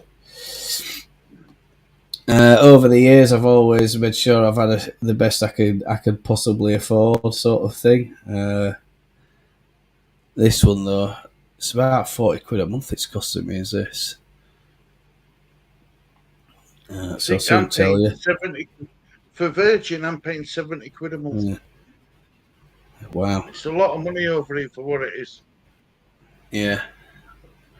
Lovely little free kick from Dan James, but it's headed out, cleared to Kamara. Leeds trying to press and keep Bristol in their own 18-yard box, and there's a shove in the back of Cree Somerville. I think it's Cree Somerville. And it is Cree Somerville, and he's up. And it's a foul from Knight. 90 megabytes download at the minute. Upload is 80. Ping speed is 11. Ping speed is 11 milliseconds at the moment, so low latency at the minute. Well, yeah, I mean, I'm running the Leeds stream and I'm running StreamYard as well. So there's you can say that there's been a deduction for that. Lovely ball in from Somerville into the back post. Oh, I think it's Roden, is it? Yeah, it's a nice header back, but it's cleared out. Looked out towards Dan James. Dan James picks up the ball, and he's won a throw in. Dan James. So Leeds playing really well at the minute. Chelsea not sure. I can hear you, Stu. Gary is back now. Yeah. Occasionally, if it pings off, guys, I'll try my best to reconnect.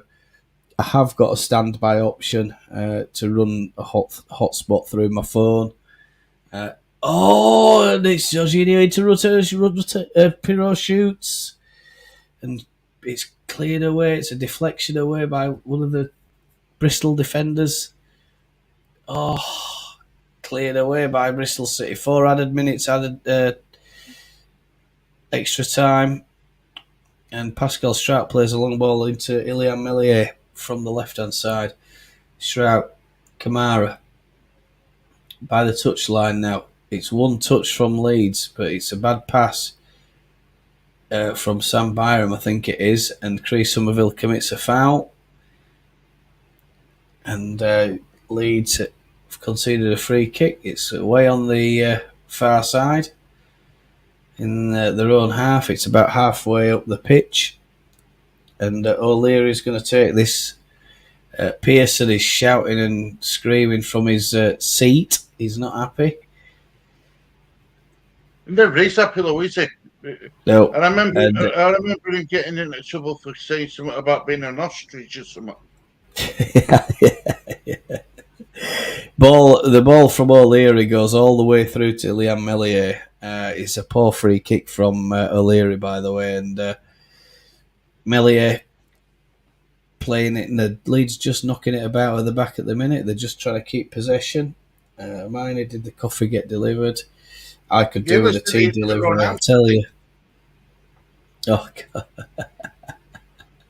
Strouk. I ordered something from Lego, and DPD, who delivers here nearly every other day. Apparently, they couldn't find me. Somerville. Somerville tried to play Rutter in there with a little through ball, and Rutter was onside, but it just got cut out by the Bristol defenders. And Leeds are still, playing patiently, looking for any little opening, any little chink in the Bristol armour. And Bristol have a throw-in away on the far side, I think. Yep. I like how we're trying to pass the ball, one-touch passing, Gary. Yeah. I like the one-touch passing. It looks like they've been working on that in training. Yeah, they've definitely been spoken to by Farker about that. I think that he wants them to be playing the ball a lot more efficiently, a lot quicker when we're trying to turn the opponent, get them running back to their own goal. And I think the referee has given a throw in or he's not happy about the position where the throw-in's been taken. And he's urged the player to come further forward. And it's Gardner Hickman who's having a bit of a disagreement with the referee over throw-ins, and the Leeds have conceded yet another throw-in. Bristol trying to advance the yardage via throw-ins at the moment, and there's going to be a long ball launched in here from a throw-in. It's about 20 yards up from the touchline, and it's hurled in, and it's and there's a little turn and a shot, and it's gone wide, and I think it's Naismith, and Gardner Hickman's got booked. I think it's for giving the referee a bit of back chat over the throw-in fiasco. Obviously, I'll have to get that checked up. As we can check that at half time, or if one of us can talk about that. And it's in, and Naismith scored a goal from the corner ball. And I don't know what Leeds have done there. They've gone to sleep. I was speaking to Stuart on this screen here, and the ball was whipped in, looks like to the back post. And it's going to be a 1-1 at half time, and Leeds have conceded right at the death of the first half. It's whipped in, and Kamara has been done there in the middle of the box, and there's been a couple of runners from deep, and I don't think it's a header. I think he's just literally thrown a leg at it, and it's gone into the past Byram, who's on the far post. He's marking the back post, and I think they've all switched off there, Stu. We are guilty of doing that, switching off in the last minute or two of the first half, second half, it's the mentality, isn't it? We think we've done enough to go in with a 1-0 lead, and then it's the most dangerous time for us. Daniel Farker is going to be giving them it with both barrels at half time, because that conceding a goal from a corner kick right at the death of the first half is, it's not acceptable, is it? A really, really bad bit of defending there from Leeds. Just not picking up the runner, not trying to stop the runner, and that where we look like we're just, as Stuart said there, it's the mentality thing that they're stagnant, they're not moving, and that Naismith comes in and just takes total advantage. Wow. And that's really bad from Leeds, as we start getting some I follow adverts now for different brands and stuff. Stu, what do you think of that? Well, just think goal now. It's at half time now, Gary.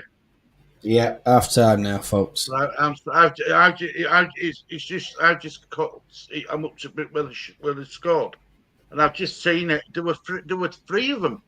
What? Yeah. Kamara's just turned off, and he's gone to sleep. They're literally under the ball. It's a shame, is that actually? It's a shame because I thought the way you were commentating, Gary, we were all up. We had the upper hand. I think the stats will tell us that as well. That Leeds just sharing the possession. Shots, Stu. This is our big Achilles heel again. 10 shots, 3 on target. 1-1. And we're on the managing 1-1. It's disappointing. So, Stu, can you run the halftime show for me? Is that possible? Well, mate, it's the least I can do, Gary. It's the least I can do. I'll go get refreshments and just check it on a couple of things. And then, how are we not winning 4-0, Adam? Right, Stu, off you go. I'll put you in the driver's seat. Cheers, Gary. Thank you, everybody, for joining Much Along Leeds. Much appreciated.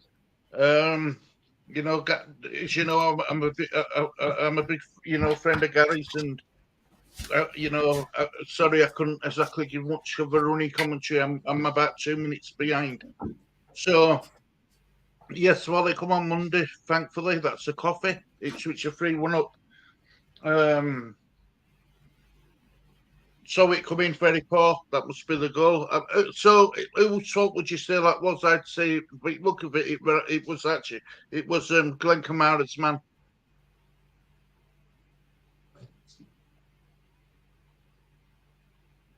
Ampadu and Kamara were there. Neither made the play on the ball. It was a poor goal to concede. Now, what that's going to have to do is this is going to show how much character Leeds United have got. Because remember when I think it was Crystal Palace, we conceded a silly goal right at the end on half time, and then we just capitulated. This will show us what sort of a mentality Leeds have got now. And I hope Farker does lay into one bit by saying, "Look, got to stop giving away these silly goals." Thanks to Gary doing commentary, I've got the impression that Leeds were on top, but we just couldn't capitalise. I mean, I'm going to get some stats up now as well, guys. I'm going to get some stats up. So please bear with me. Lee, let's have a look, see if I can get some stats.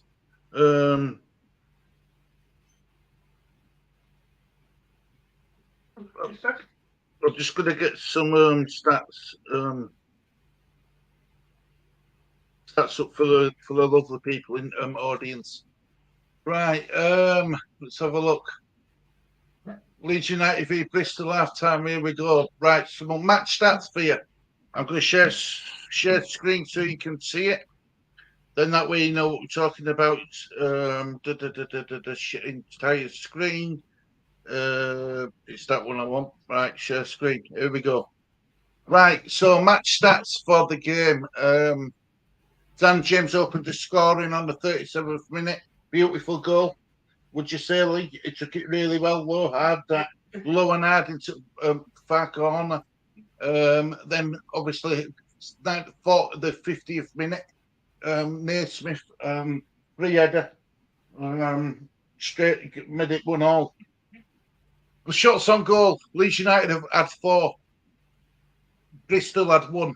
Total shots in total. We had 11. They had 2. Possession. They had 65%. We had 35%. That doesn't sound right. Fouls. We conceded 5 fouls. They conceded 4. They've got 2 yellow cards to our 0. We were both caught offside once.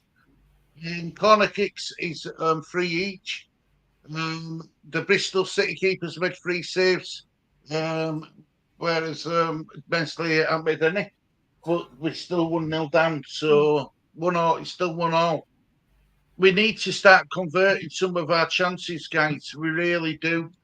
We really, really do. Let me get to comment. Sorry, guys. So that's your stats.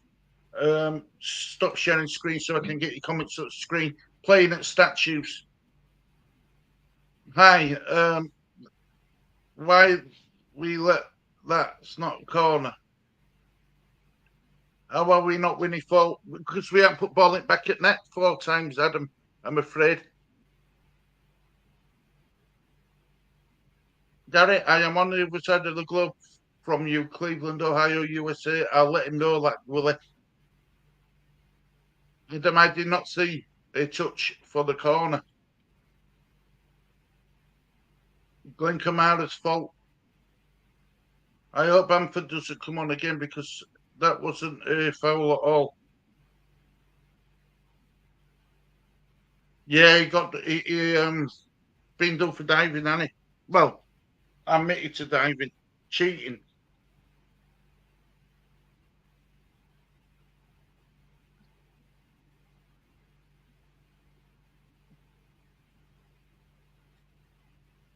Rutty here and Dan James was celebrating that goal. What Dan James scored. Really good goalie. Just a shame. Shame we couldn't hold on to the lead. Yep.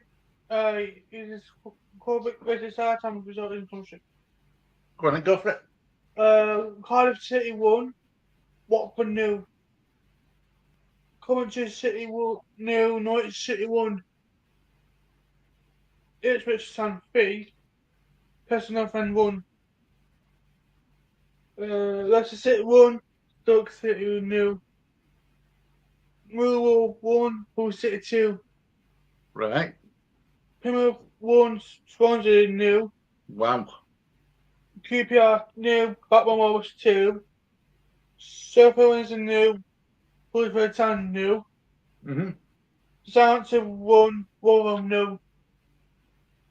So Southampton are winning as well. Yep. Yeah. Well. What's your second half's going to go like? Hopefully can make some changes. Look, what would you change? We've got Bamford on bench, Keltard on bench. Let me get team up. Just asking our league, Gary, what would he change? And you know, he said that he'd like to see some changes. Dan James took his goal well. He did, Adam. You're right. You're spot on, mate. Brentford won the Man United 0. That's the best score at day for me so far. I'm gonna message Mark Goldbridge. Your manager's getting sacked in the morning. They'll get sacked. I dropped Rashford from my dream team. Hello, and I'm back. Stu, where are we so far in terms of? Oh yeah, I wanted to show you some message from Willie. Gary, I am on the other side of the globe from you. Oh, Cleveland. All right. Ohio. All right. Very nice. Yeah, very nice. Wow, it's amazing that we get so many people from all over the world. So thank you very much for choosing us and joining us, Willie. It's always great to have you here. And yeah, thank you. Of course. Now then, I've just got back. Oh, hang on. Welcome. Hello, Robbo. Robbo's in as well. I don't know if you're catching up on the game, are you, Robbo? And of course, it's bitterly disappointed, Stu. I think. Yeah, well, I've gone through stats, Gary, and basically, I hadn't had to make one save. No, yeah, I can't think he has either. So it just shows that we are still quite strong at the back. But we talk about efficiency, and they've been the more efficient side by a long way, by the look of it, haven't they, Stuart? They've just won, not even a clear cut chance, just a header, and three defenders or three Leeds players there under it. I think Kamara's one of them. I couldn't quite tell who other two were. I only had a quick look at it, and it's just caught everybody out, hasn't it? Right now they're showing, I think, some under-21 action against, I think it's possibly Luton or something. But we can't. Obviously watching on LUTV, we don't get very much in terms of replay or interactivity, or all of that sort of stuff. It's a bit more traditional, but I think online TV is going the way it is. They'll soon make that a bit more digitally interactive, won't they? I hope they do, Gary, because we're in 21st century now. We should be able to watch every game. There should be no excuse now. Well, I think it only seems to be in Britain, Stu. Britain and the USA and copyright in IP and all this other stuff that they have, intellectual property. And what they're trying to do is safeguard the value. But if you're selling it anyway, it shouldn't surely make a difference. But, inside Ellen Road today, there are 35,000 people. And by that right, what you could basically say is they could all get a VPN if they wanted to, stay at home, and buy LUTV. Well, they don't. And the argument is that, if we allow more games, they're worried about the stadiums becoming empty, because obviously it's cheaper to watch it at home than it is to sell a match ticket. Match tickets go anywhere from about £40 upwards, £40 sterling upwards. Do you think that's a lot of money, Gary, to watch a football match? Well, I mean, Stuart, my brother's in, what is it? He's in corporate bit today again.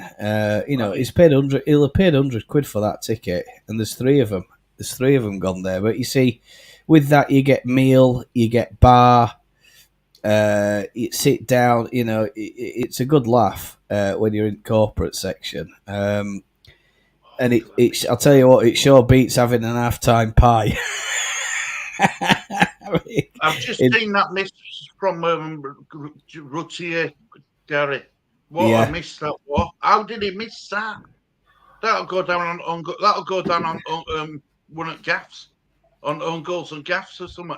That was a bad miss. That terrible. I think it just spools up, doesn't it? And it hits him on the calf. I think that's what happens. It just hits him on the calf. And literally from like 2 yards, you think all he has to do is make contact. Well, he's made contact in a part of the body that is the only part of the body that can basically mean that the ball doesn't go towards the goal and it goes well over the crossbar, doesn't it? And it's just one of them, Stu. You can't. There's nothing he can do about it. It's coming at him really quickly. It's disappointing. And I know he'll be disappointed with it, but in terms of his work rate and his ethic today, he's obviously pumped it up another 10%. I think he's all over pitch for us today. He's been back defending. He's doing well in attack. Helping out in midfield when he needs to help out. He's really covered some yardage, and I'd love to see a heat map from Rutte for this first half, because I'll tell you, he'll have put some mileage in today, or for the new people, it's a kilometerage in, isn't it? It's just one of them. I think it's so disappointing, but I think hopefully he gets another chance. Hopefully he can right the wrong, and that's just how it is. There's nothing you can do about it. It's and other strikers in the past, Stu, have missed chances just like that. Yeah, and you're talking about top-class strikers, world-class strikers, yeah. Ronaldo's missed some sitters late as well. Yeah, Ronaldo's missed sitters like that. Messi will have been, it's just we talk about bad days at the office, and for Rutte that is, it's a bad moment at the office. Let's just hope that if another one comes his way, another chance, he buries it. But I mean, in terms of the threat posed from him today, he's been really, really, really good. Players are coming back out onto the pitch, by the way, folks. There's You'll not have much to let me know when to urgency. start your clock. You'll have to let me know when to Yeah. start your clock, Gary. Yeah. Let's overrun the second half and get enough goals to go forth. I hear that, Bandy. Now then, lads, just got back in from helping my mates. Hope you're doing well, Robbo, mate. Hope you're doing well. As they say in the Ryder Cup golf, Stu, ready to start the clock. Keepers are being checked by the ref, and clock needs to start now. There we go. Bristol play it back and try and keep the possession. So there we go. Not seen the first half. And there's a ball played through, and it's a really good ball. I think it's Bell on the far side, and Mellier's come out to the edge of his 18-yard box, picked it up, and it goes to Strauch. Strauch whips one up, or clips it over the top to Somerville. Somerville all over Dickey, but he's can't get round him. And Somerville's really putting the yardage in as well. He's trying to close down defenders. Gardner Hickman pumps one over to the far side. It's another diagonal ball. Archie Gray pulls it down the air. Archie Gray's running into a cul-de-sac at the minute, and he's played well there, Archie Gray. Lovely ball into Dan James, and Dan James clears it up the line. And Naismith picks up the ball, and he just squares it. And it's played now back to the keeper O'Leary. And apparently, is that correct, folks? Jack Harrison's got one for Everton today? Yeah. Yes. Wow. It was getting a bit of stick, I think. On bench. Wow. I thought they'd put bench for I think they'll unleash Bournemouth, innit? I think they'll unleash Sinistera today. The last I heard, he had to have another minor operation again. I don't know how true that is, but I've heard he had a setback with it again, with his injury. So I think we've got right man. Have him, Jayden Anthony. We could bring Jayden Anthony only. He'll make a difference as well. Yeah. I think as players start tiring or have less success, Jorginho Rutte plays a little ball into Pirot. They're clearing offside of Bristol City, and they're not happy with the officials there. But Jorginho Rutte, I don't think he was offside. He was being played on by the right back for Bristol City. Leeds have won a throw in. It's away at the far side, at the east side. And there's not much pace happening or urgency to take this corner ball. And it's Dan James over there being applauded by North East corner. Right, so he's had a good set. But it sounds what I've seen and what you're saying. It sounds like Dan James has had a good game. Yeah, takes it with the right foot. It's outswinger, but it's doesn't go beyond the. That's a bit of bad communication from Somerville to Kamara, but Kamara does enough just to pick up the ball from Gardner Hickman, who's sprinting out for Bristol City, trying to get the ball from Leeds as they start to try and keep the possession. Ball on the right-hand side now, and it's Naismith dispossesses Archie Gray, and he gets to it. He beats Archie Gray for the ball, actually. It's Naismith. Gardner Hickman. Williams plays a really shady ball back to the keeper, but Jorginho Rutter can't get onto it. And through ball over to Byram. And Byram's got the ball. He's trying to run away with it. He's getting grabbed by the Bristol City player there on the shoulder. And Daniel Farker's claiming for a foul. And there was a foul there. The player had a couple of nibbles at his shoulder there. I think it was Gardner Hickman. And referee give nothing. Joel Pirot back to Roden. Peacock White says didn't see it first half, but he's seen it's 1-1. Leeds just switched off at end. Robbo, they switched off for Bristol's equaliser. I looked at the Kamara wasn't facing the right way. It was facing opposite way to where Connor were coming. So I'm a bit shocked by that. And James, and there's a claim for a throw in, and it's Jorginho Rutter who's down, and it's an off the ball incident inside the penalty area, and as Leeds are looking to try and fire one in, but it's a collision with Dickey, and he's got an elbow under the chin there by the look of it, Jorginho Rutter, and Dickey's now also play acting a little bit with the referee. Could possibly have been a penalty off the ball there, I think. I don't know.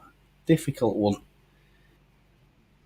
Jorginho Rutter is not too pleased. And, they literally just got to play it in, and they didn't play it into Jorginho Rutter because he went down, and he's trying to make a little run in behind Dickey, and Dickey's turning and waxing with what I think is the left elbow or left forearm, and straight under Rutter's chin, as it appears on that one. Jorginho Rutter is chasing back the keeper, but the keeper clips it away to the east stand. Ampadu. Oh, Jorginho Rutter turns, looks to try and wiggle past three defenders, but he can't. It's dispossessed, and Bristol are breaking forward very quickly. Leeds tried to get back, but there's a player at the back post, and it's a really bad cross. Ampadu's made an interception, but it's cleared away. Leeds putting themselves under a lot of pressure here. And Bristol are just on the left hand, on the far side. Williams and Somerville commits a foul, and the referee is Hickman, and he's given a free kick. And I'm not so sure if he's going to book Crease Somerville here. I think he's on a final warning anyway. He's certainly having a few words with the referee. Pearson's shaking his head in total disbelief. I don't know if he's even talking to some Leeds fans in stand, Pearson. It's about 45 yards out. It's Hickman with an in-swinging free kick. Goes towards the far side of the 18-yard box. Jorginho Rutter is defending, and he runs away with it, Jorginho Rutter, and that's a good little bit of play from Rutter into Kamara. Inside, into Dan James. Dan James is under pressure. Kamara into Ampadu, into Sam Byram. Byram to Crease Somerville. He misjudges it, Crease Somerville, and I don't know what he was doing, but he lets it run across his feet. He's still got it. Back to Ampadu. Square ball into Kamara. Pirot has a shot. It's low, and it's a goal for Leeds United. Pirot, good. Joel Pirot from about 20 yards out. It's low. It's not very hard, but it completely stunts the keeper, sends in the wrong way. Keeper doesn't see it coming. It's a snapshot, and Pirot just gets it, and it's wicked. It's a lovely little shot. Completely flummoxes the O'Leary in the goal there, and the keeper sees it late, and by the time he sees it, it's in the back of the net. It's a lovely, lovely finish from Joel Pirot, and that is what we've paid for, folks. Joel Pirot on the score sheet for Leeds United, and it's Leeds United 2, Bristol City 1. Marley says that's why women should be allowed to play in teams. Everyone's grand could score in every game, so I keep hearing. I wish everyone. I'm good, Robbo. You can't tackle anyone. Hey, get in, Joe Pirot. Yeah, get in. And getting Joe About time. That'll do him world of good. It'll do him world of good, that goal. Yeah. Really, really good finish. Sykes and Pascal Strout, lovely tackle from Pascal Strout. There's a foul, and the Leeds crowd are going absolutely mad about that. They did not like that challenge in the middle of the park, and I can't just tell who's down at the moment. It looks like it could be Ampadu. And Byram, and Ampadu gets up, he's limping a little bit, and there's another foul there. Joel Perreault onto one of the Bristol players, Williams, who's down. And Perreault's speaking to the referee about why do you not stop play for the foul on Ampadu, and referee is chatting at length to Ampadu. Ampadu's shaking his hand around as if he's been stood on his hand during that challenge, and it's a bit of a difficult one. 55 minutes just past now, chat.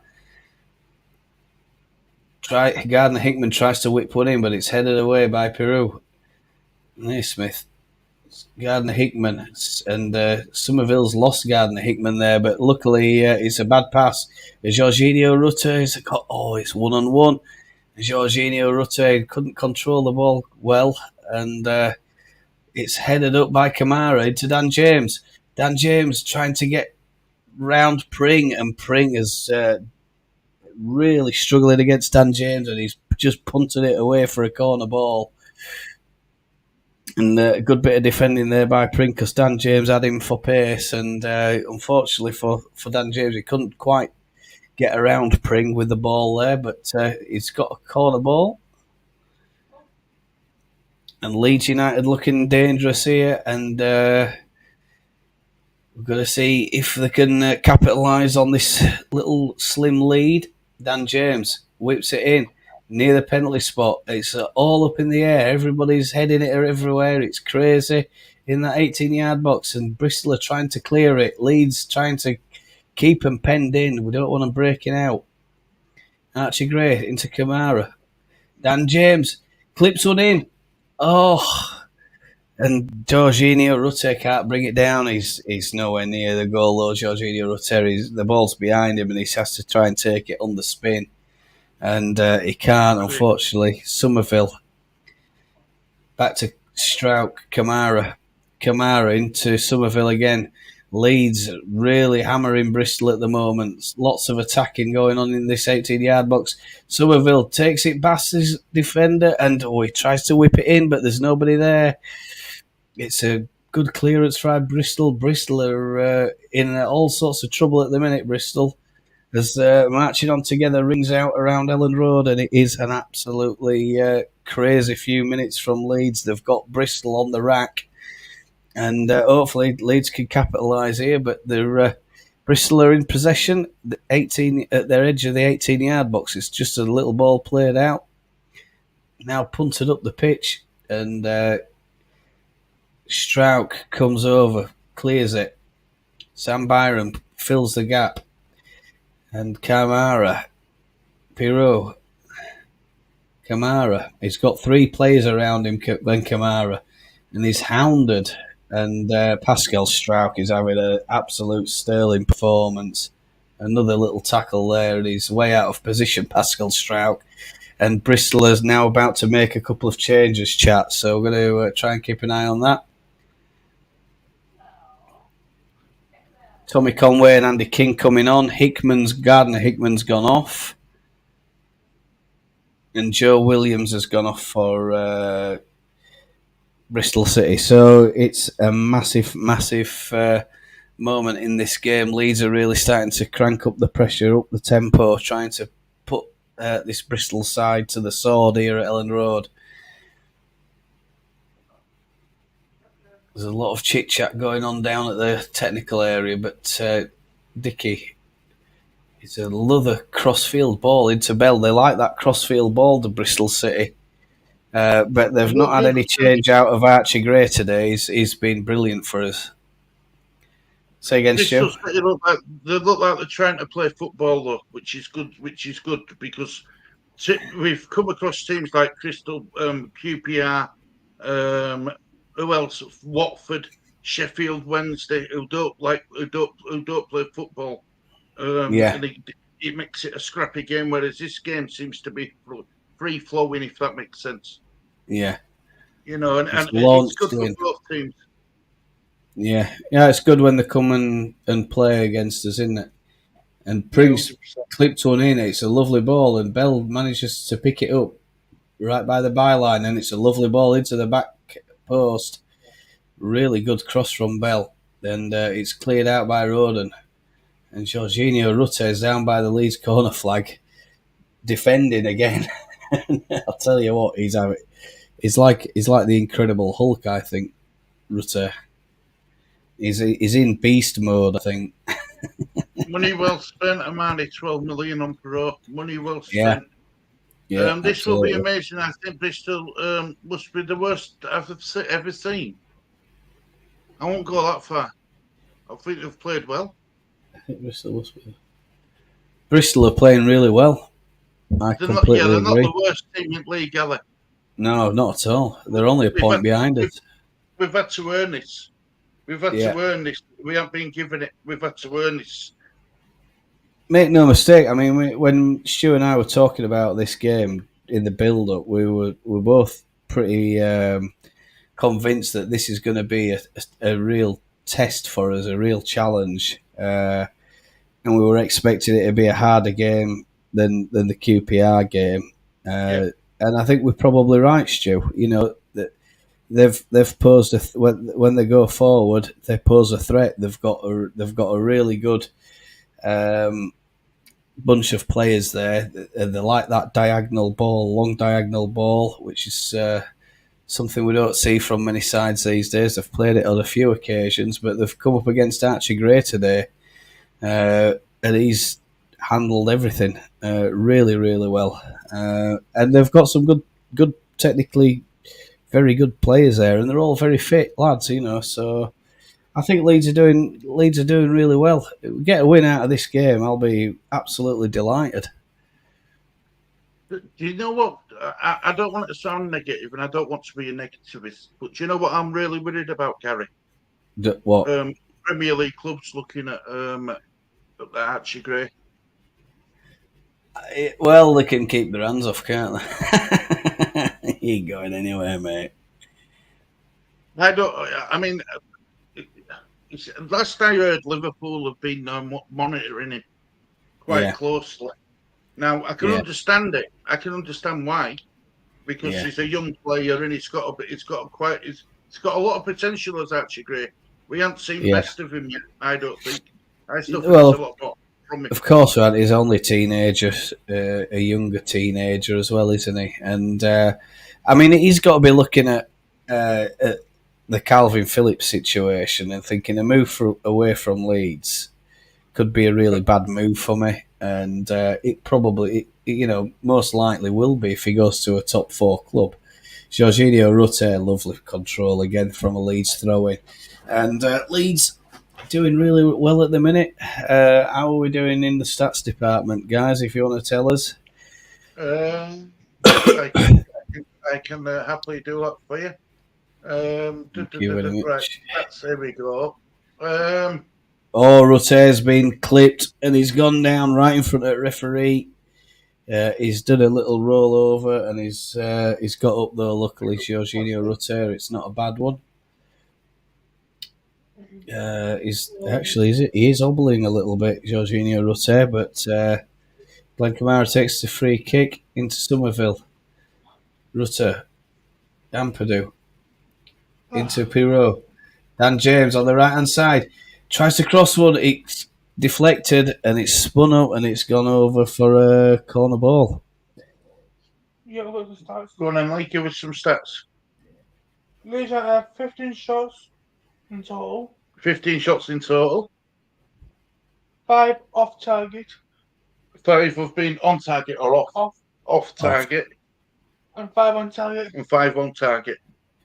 Leeds United with the corner kick now. I'll just tell you a bit about what's going on here. And it's Chris Somerville takes it. And it's a lovely corner from Chris Somerville with pace and into the back post. And Kamara's trying to closed down Conway, but it's punted up by Sykes, and it's over the halfway line now, and Roden and then Pascal Strauch, I think it is, picks it up, and Pascal Strauch back to Roden back to Ilya Melier. So how are we in possession, Lee, at the minute? Can you hear us? Yeah. 53%. Yeah. What Leeds have got 53% possession. Bristol have got 47. It so feels it's an even like contest. Well, it is statistically. It feels like it should be a lot higher than that for Leeds in this second half. I mean, it'd be interesting to see what the second half, just only the second half stats are, rather than the overall game. But that's the one thing I miss about Premier League, though. They're more accurate with the stats than what EFL are. Personally, I think so. Yeah. Because according to my thing, right, Bristol are attacking here, guys. Kamara luckily snuffs out the danger. Possession. Yeah. Don't believe it. I think Leeds have been. I think it's been more like 50-50 personally. Oh, bloody hell. Sam Byram trying to stop the danger, and there's a overhead kick from Bell, and he completely misses it, thankfully. And then James to Pirot, and Jorginho Rutter takes on one, takes on two. Jorginho Rutter into Chris Somerville. Somerville's breaking through. Oh, and he's walloped it straight at O'Leary, and it's a great save from O'Leary. What a little shot that was, a lovely through ball. And Chris Somerville just hammers it at the keeper, and the keeper just flaps her hand at it, and it's gone away now.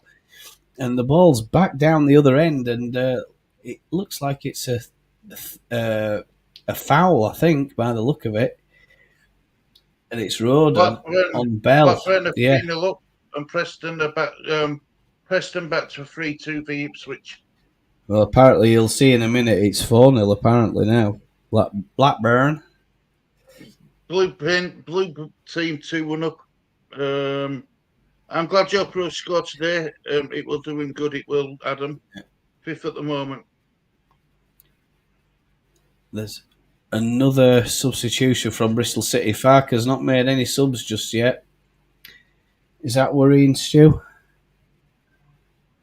Worrying to say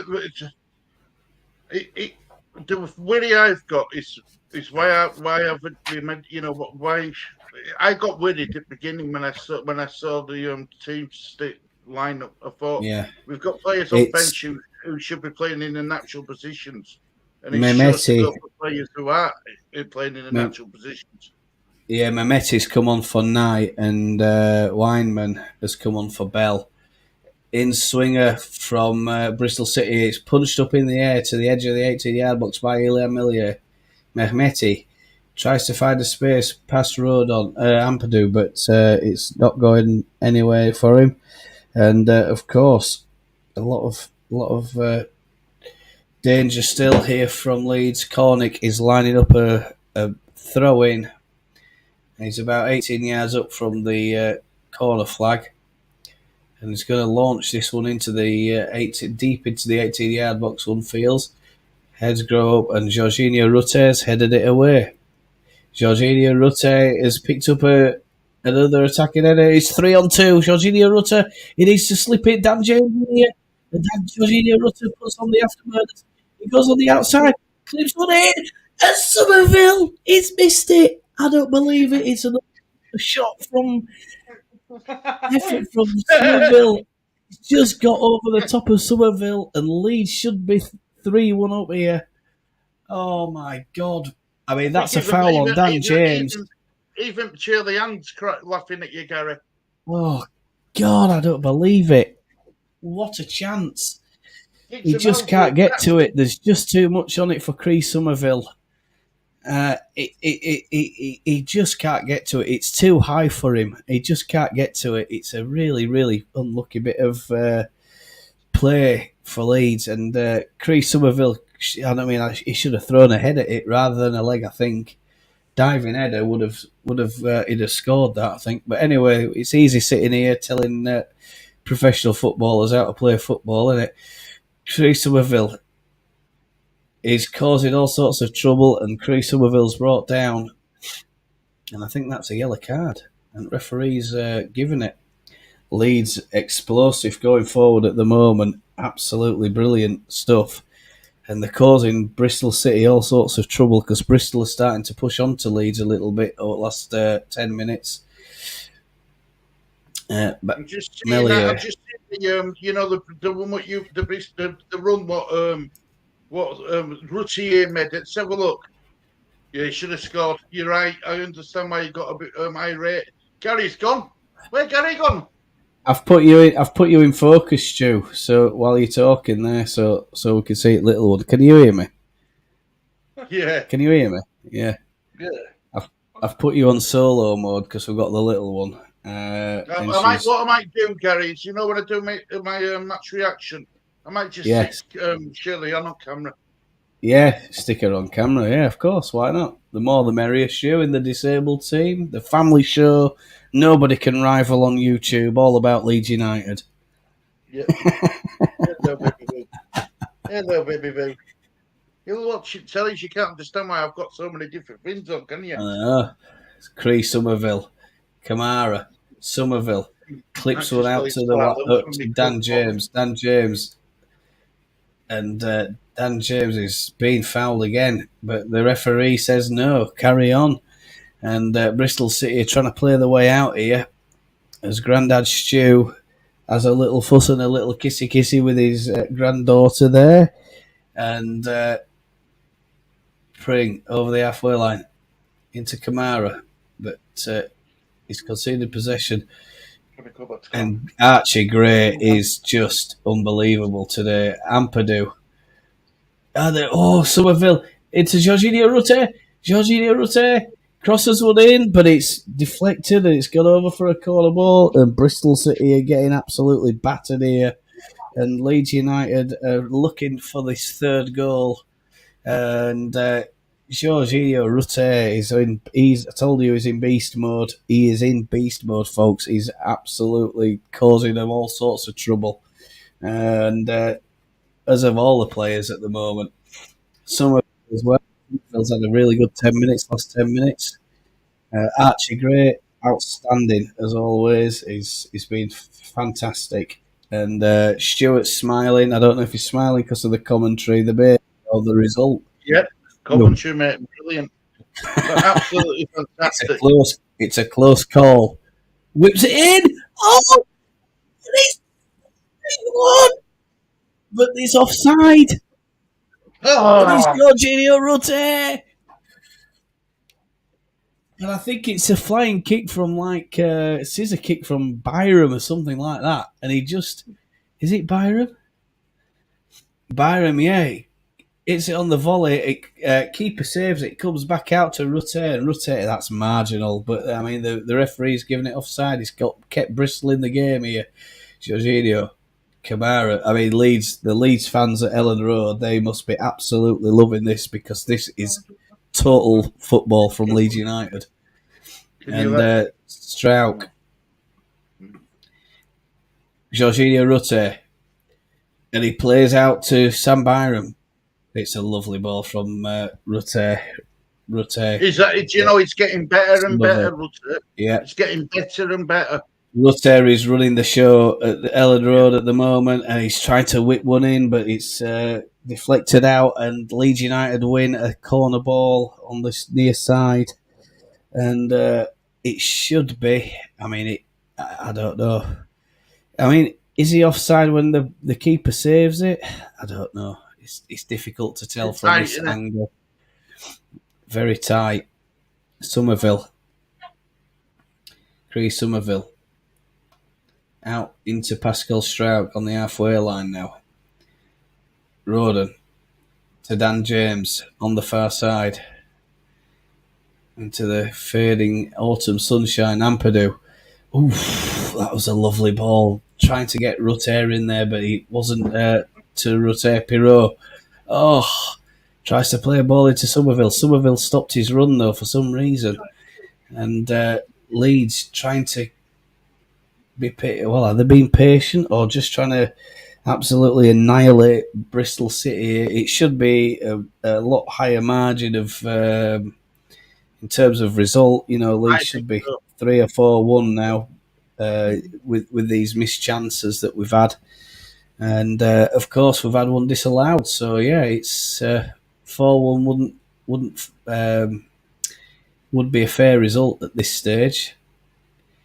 And I think we've earned it, Stu. Oh yeah, we definitely earned this result because we all knew that Bristol City weren't going to let us have it as all its own way. We've had to earn these 2 goals. I mean, yeah, we should have. What Rudson missed a chance. Somerville missed that chance.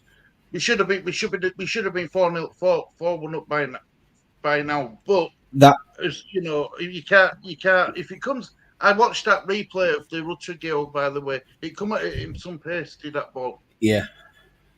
It won't just rolled in on him, was it?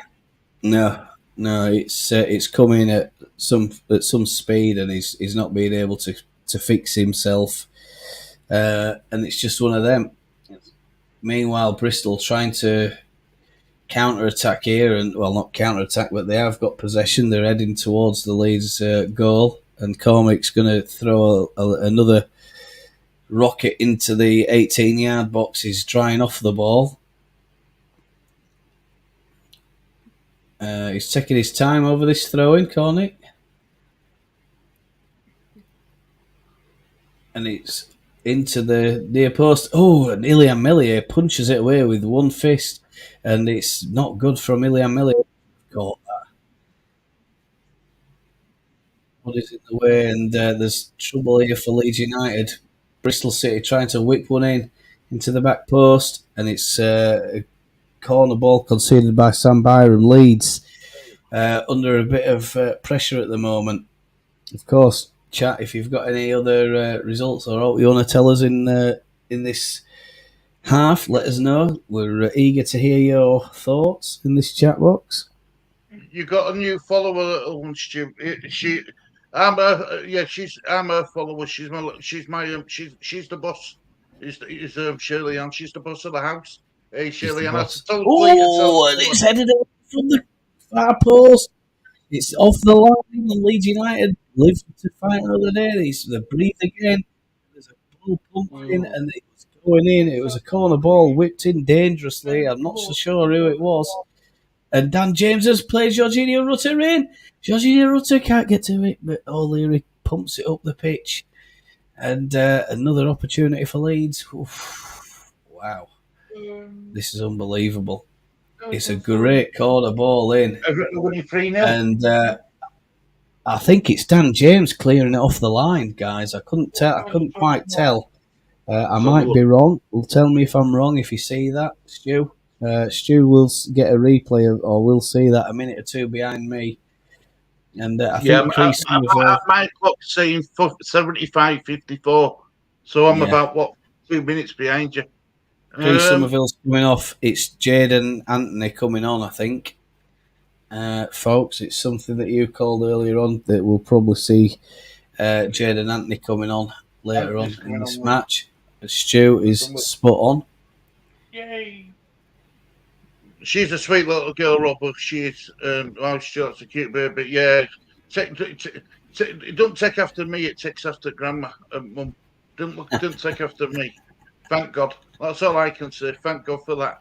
You know what I mean? If it did take after me, I would have gone to hospital, held baby up, and slapped mother. Do you know what I mean? Yeah. I think I've been able to reach. I think Adam Link is hiding behind the sofa at the moment as Bristol are starting to take control in this match, and Leeds are relinquishing control of the game. They're sitting back a little bit. Archie Grays keeps trying to keep out the ball, but it's whipped in. Pirot into Jaden Anthony. It was right. It was Dan James who headed off the line. Was it Dan James? Yes. So scores one and saves one. Yeah. And, Dan James, I think, man of the match, Stu. Difficult one. Saves one goal. what I've heard, what I've seen between Routier and Dan James for me. And Rodon's just punted one away, and there's a bit of an inquest between him and Melier, and referee's assistant's calling offside, but Rodon's not happy about it. Dan Play James continues. Dan James, is it? Dan James for Anthony. Oh, was it? I thought it was Chris Somerville for a second now, but you're right. Yeah, Somerville's there. I can see him now. It's because wow, Jorginho Rutte is having a great game. But he's back defending again. Everybody's back in the 18-yard box for Leeds. Leeds tried, and there's a wild shot.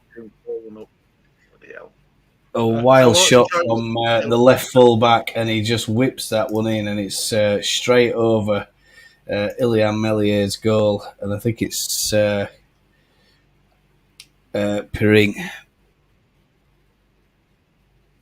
Everton are 3-0 up, and thanks to Amani, Chelsea are 4-1 up. Wow, that's fantastic. Of course, yeah. Still, Man United are still losing. This could be a good day all round. Oh, it could be. This could be a good day all round. Love it. It could be a good day all round, mate. Love it. Love it, love it, love it. Well, I've heard that they're after De Zerbi or whatever it's called. United? Yeah. If to sack Tenag, they want to get De Zerbi. Oh, there's a foul in back of Jadon Anthony, and the referee's got to stop play for that. That was wild. We'll have a poll. Stu, have you got an idea for the poll question? Shall we? Can Leeds get a third? Who's your man at match? Oh, yeah.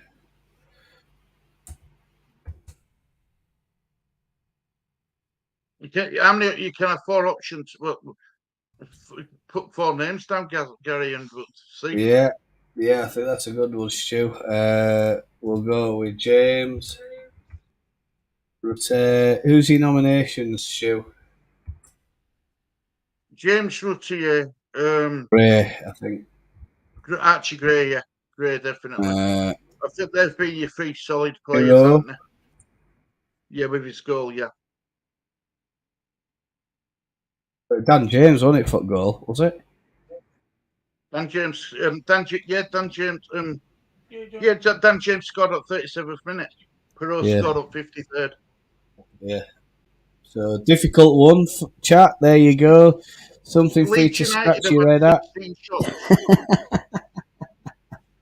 Leeds United have had 16 shots and we've got 8 on target.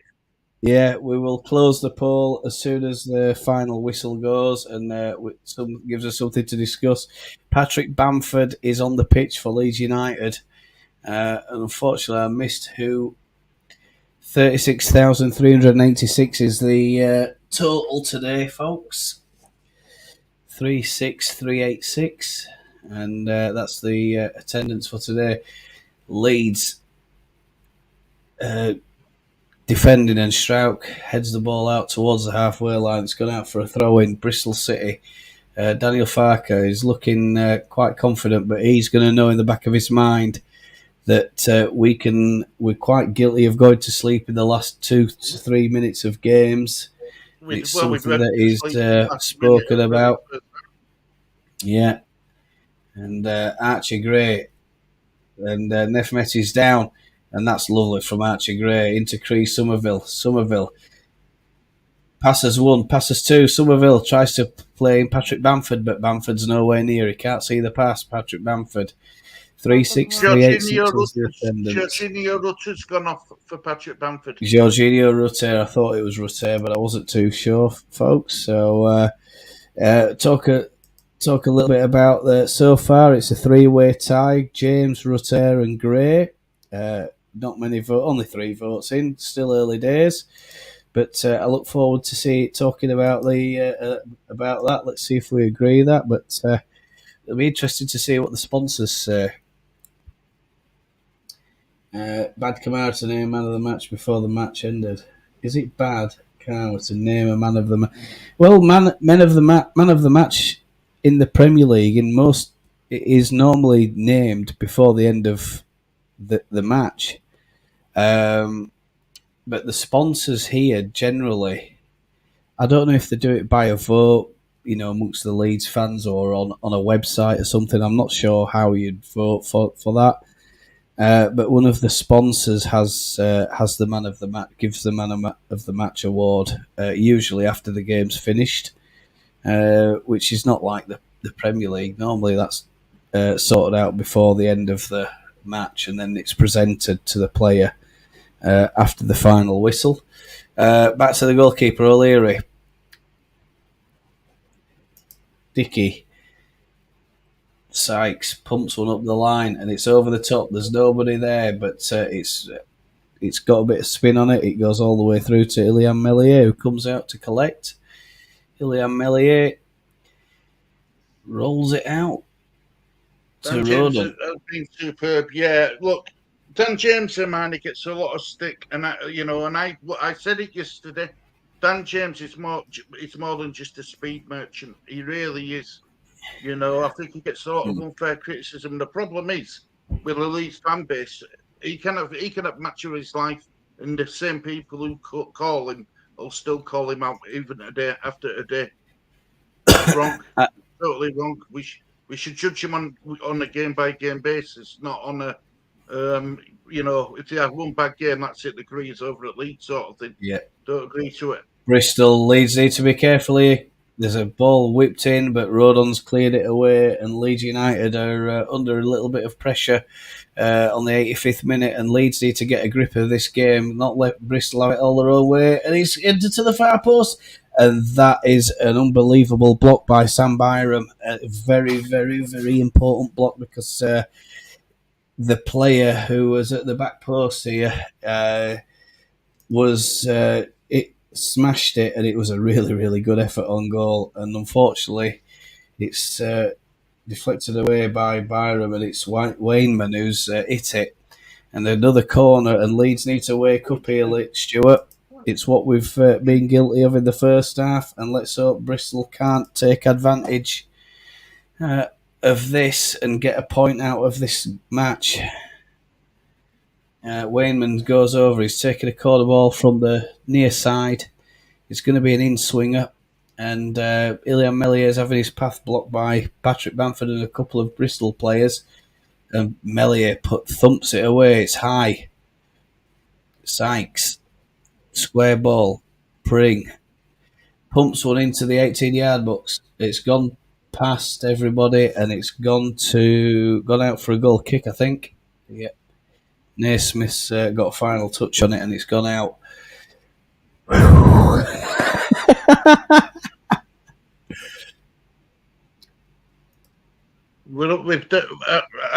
I just cashed out on me a little bit. I had it were only 3-1 over 7 corners. Both teams to score and Leeds to win. So I cashed out. What? I would have got 40 quid. I cashed out at 36. No, 34. Oh, so I've only lost 6 quid. So I wasn't willing to gamble 6 quid. I wasn't. That's fantastic, Stuart. Well done. Congratulations. The disabled team making the bank today, folks. Well, cashing in at 36 quid. That pays for Photoshop for a month. Goodness me, that's disgusting. Yeah. You need to find a free alternative, Stu. Moreau still losing. Manu. I think she means Man United, is it? It's in, Stu. Well done. You should tell me these tips, Stu, and then I'll have to try and, Yeah. I might have a dabble next week. That's the first one I've done loads, and that's the first one I've ever won on. I've got a terrible record in football betting. I don't think I've ever done well in football betting. I mean, when it comes to horses... Actually, do you know what that'll get? Do you know what that'll go on? It'll go on Shirley, and it'll get two tubs of baby milk. That's where 2 tubs of baby milk. That's more useful than Photoshop, Stu. Got to feed the babies. Or actually, I might even get Patrick Bamford is down, I think, folks. And it's a whack on the side of the head, and he's holding his ear, is Patrick Bamford. And it's Might not Naismith done, but on because it Patrick might not done Bamford something to win, but, with a forearm and another forearm. And Bamford has got that. I mean, I don't know how, but they've Bristol have Pirot's just gone in and whacked Naismith. I think. No, it isn't. He's gone in and whacked somebody as Pirot. And O'Leary's going to take it. 89 minutes, 35 seconds on the clock, folks. We're not far from picking up 3 points against a very good Bristol City side. And I think my brother had 2-1 as a predicted scoreline. Pascal Strout shepherds the ball out, lets it go for a Leeds United goal kick. Ilian Millier takes his time, struts over. and Marley says to with the Bamford, ball. that's another 2 years out. Yeah.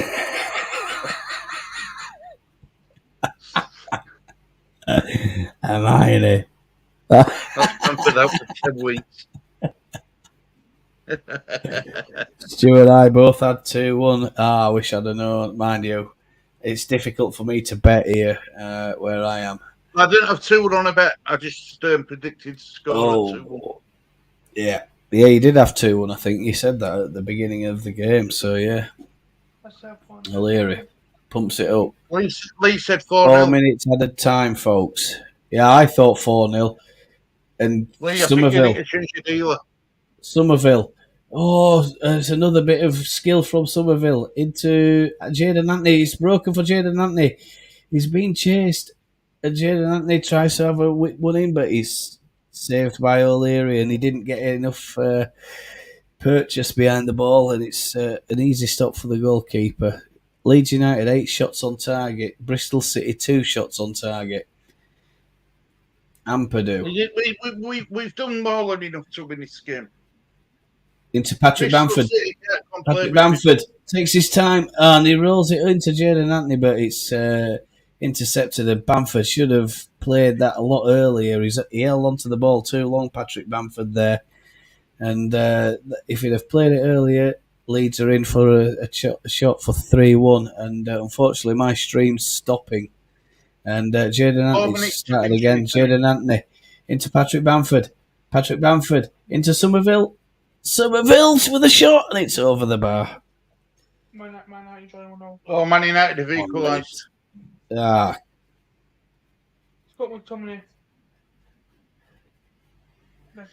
Cree Somerville should have taken his time.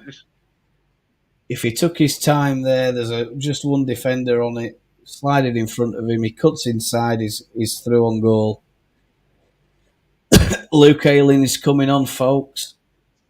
Gruev is coming on. And I don't see point, Gary. Do you know what I mean? I just don't see point. Liam Cooper. Daniel Farker is closing the door to Bristol City, I think, folks. He's shutting the door. Luke Ayling. Greg Kamara's come off. Cree Somerville's come off. Yeah, they're all and there's one more. I think it's Dan James. He come off earlier. I think it's Dan James, is it?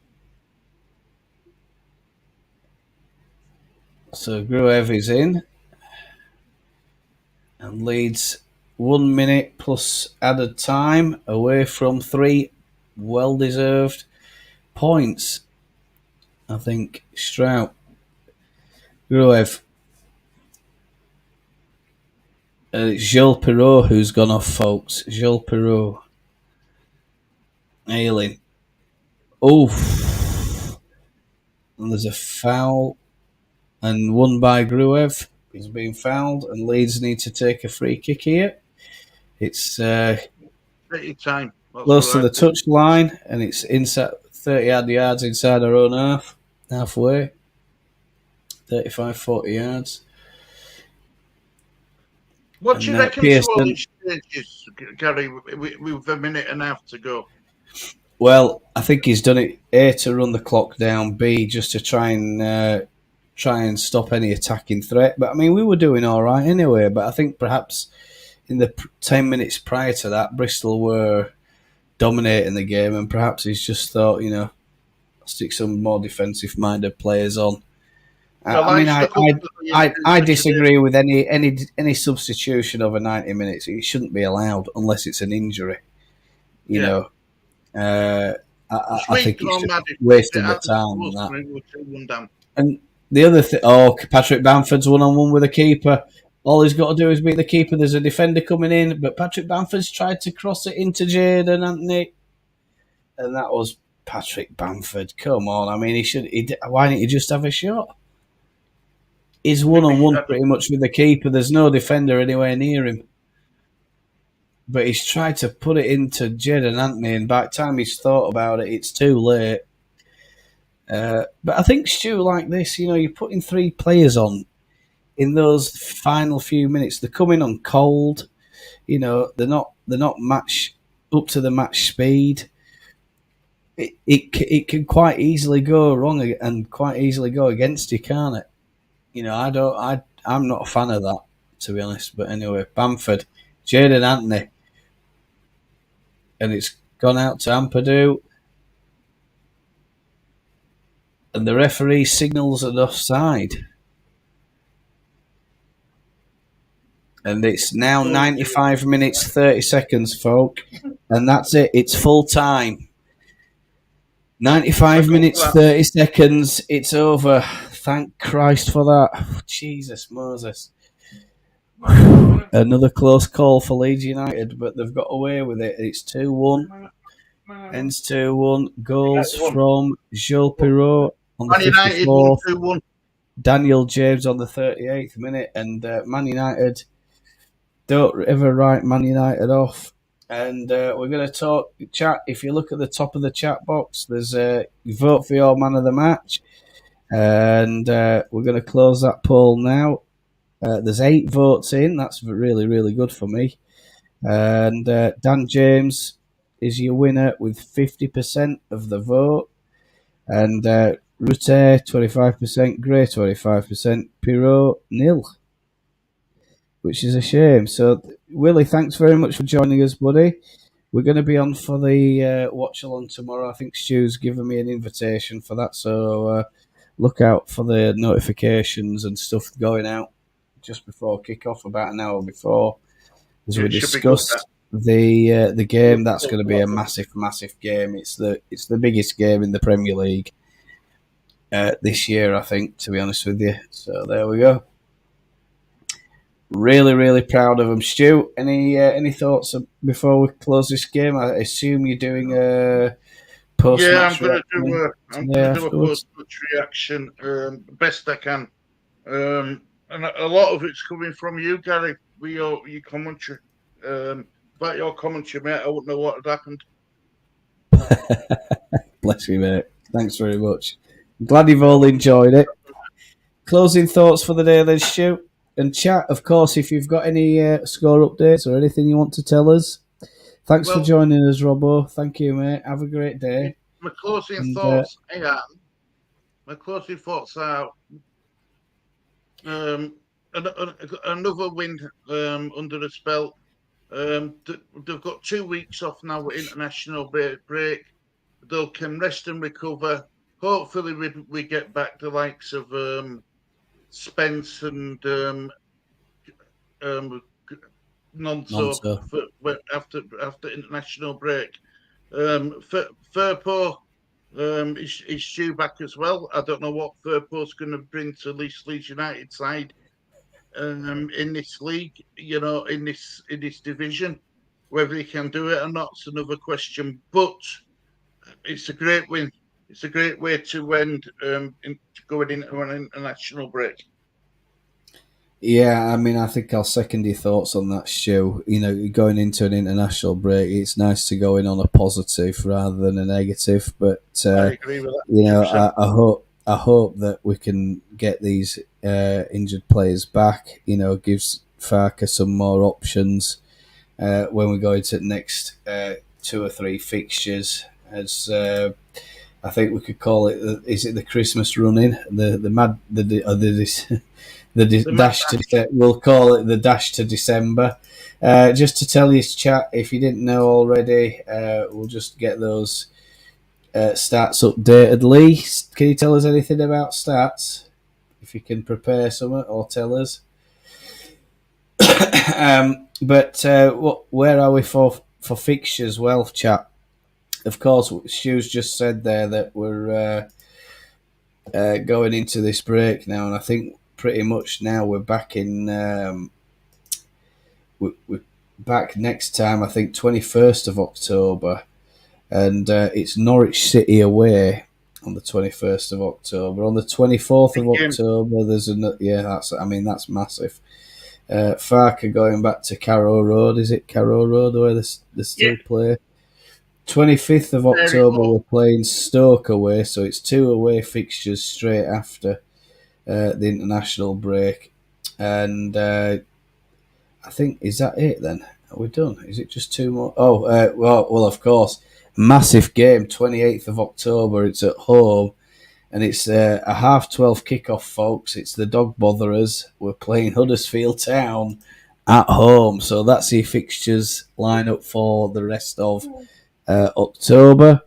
Thank you very much on the play-by-play. Well, thank you, Willie. Yeah, I mean, it's not easy when we're usually Stu and I take turns doing it, but Stu's having problems getting something like a good stream. It's difficult when they put blanket bans and stuff like that on. We can't get the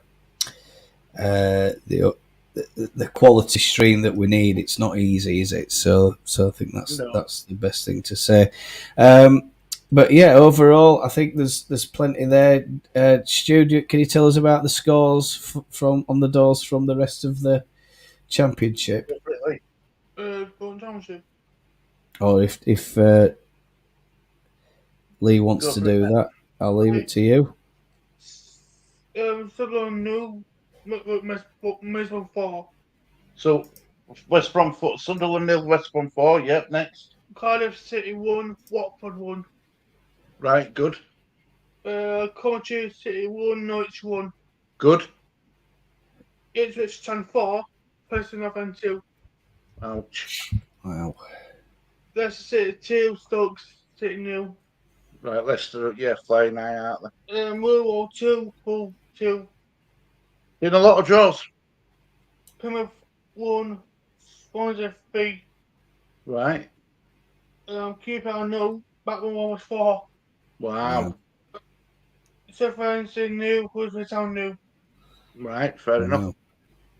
And Southampton 1, Rotherham 1. So Southampton 1, Rotherham 1, right. A lot of draws. We've picked up 2 points on a lot. We picked up 2 points on a lot of them teams. Yeah, and I think the thing is the Southampton Rotherham game is still ongoing. Apparently, that's on 93 minutes. So yeah, thank you very much for that. Right, well, thank you, Willie. Of course, it's always much appreciated, and makes it nice when you get some nice comments as well. I know everybody puts everything into the channel and stuff, and it makes it worth a while. And that's the thing that we really love to see. If we get those nice comments and stuff, it makes it worth our while. Hermione says she's going to go sing at Erling Haaland's door in the hotel or something, trying to keep him awake. So Hermione wants I think she's after an Arsenal win tomorrow, is she? Harry Maguire assist, that'll shut them all up. Bandy is back, 2 more goals and we would have ended up 4th. Nevertheless, we are playing well. Well, I mean, we had 2 golden chances. The Somerville one, I mean, if we'd have gone at it with a head, a flying header, but when you're doing that kind of thing and you know that the bar is nearby, it's a risky thing to do. You don't want to smash your head into the bar. But anyway, there we go. And of course, the Rutter chance early on. Ball, I don't know, hit him on the calf. Looked like it hit him on the calf at such a weird angle that it just flew over the top of the post from about 2 yards out. Really big shame for Jorginho. I was hoping he'd get a goal today. Chat, I know Stuart's wanting to get off for the post-match reaction, so what we'll do is wrap this one up. If you want to go over to the disabled team, of course, they have a post-match reaction on there as well. And, of course, if you haven't seen my video, how to win a Leeds shirt, over on Just a Leeds thing, final chance, really, to start getting your names in for that. And I'll show you win that now. Stuart, thank you so much. Joining. Off you go, buddy, and I'll wrap this stream up. Take care, everybody. Speak to you all soon. Bye-bye. See you over on the disabled team. All the best, mate. Bye-bye. Bye-bye. Bye-bye.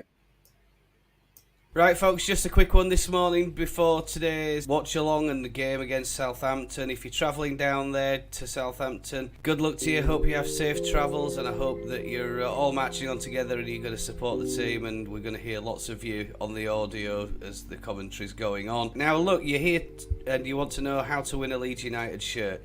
Very, very easy. Perhaps some of you haven't actually seen my stream or anything like that, so I'll just talk you through it. It'll take you less than a minute and I'll teach you how to win a Leeds United shirt. Entries close, by the way, on the 16th of October, so make sure you get your entries in there and do that right now while you're thinking about it, otherwise you'll probably forget and everything else. Go on over to the channel, Just a Leeds thing. Once you're over there, you click on the community tab. Once you're in the community tab, then you need to type in yes. That's it. You might also want to put another little message in there for Darren and help him out growing his channel. Make sure that you subscribe to his channel, and of course you might want to subscribe to my channel because you found this one really helpful. And of course you want to win that second kit or that third kit rather than paying God knows how much it is for a shirt. 65 quid I think it is, plus postage and packing from Leeds United. If you want to see any more content from my channel, I'll leave a recommendation up here, and you might want to subscribe if that sounds like you. Tap on that one as well. And marching on together, hope you all have a great day out there, and let's look for 3 points today. Hopefully we can talk later on and after the match, and we're all feeling much happier. Take care, have a great day, and I'll speak to you in the watch along.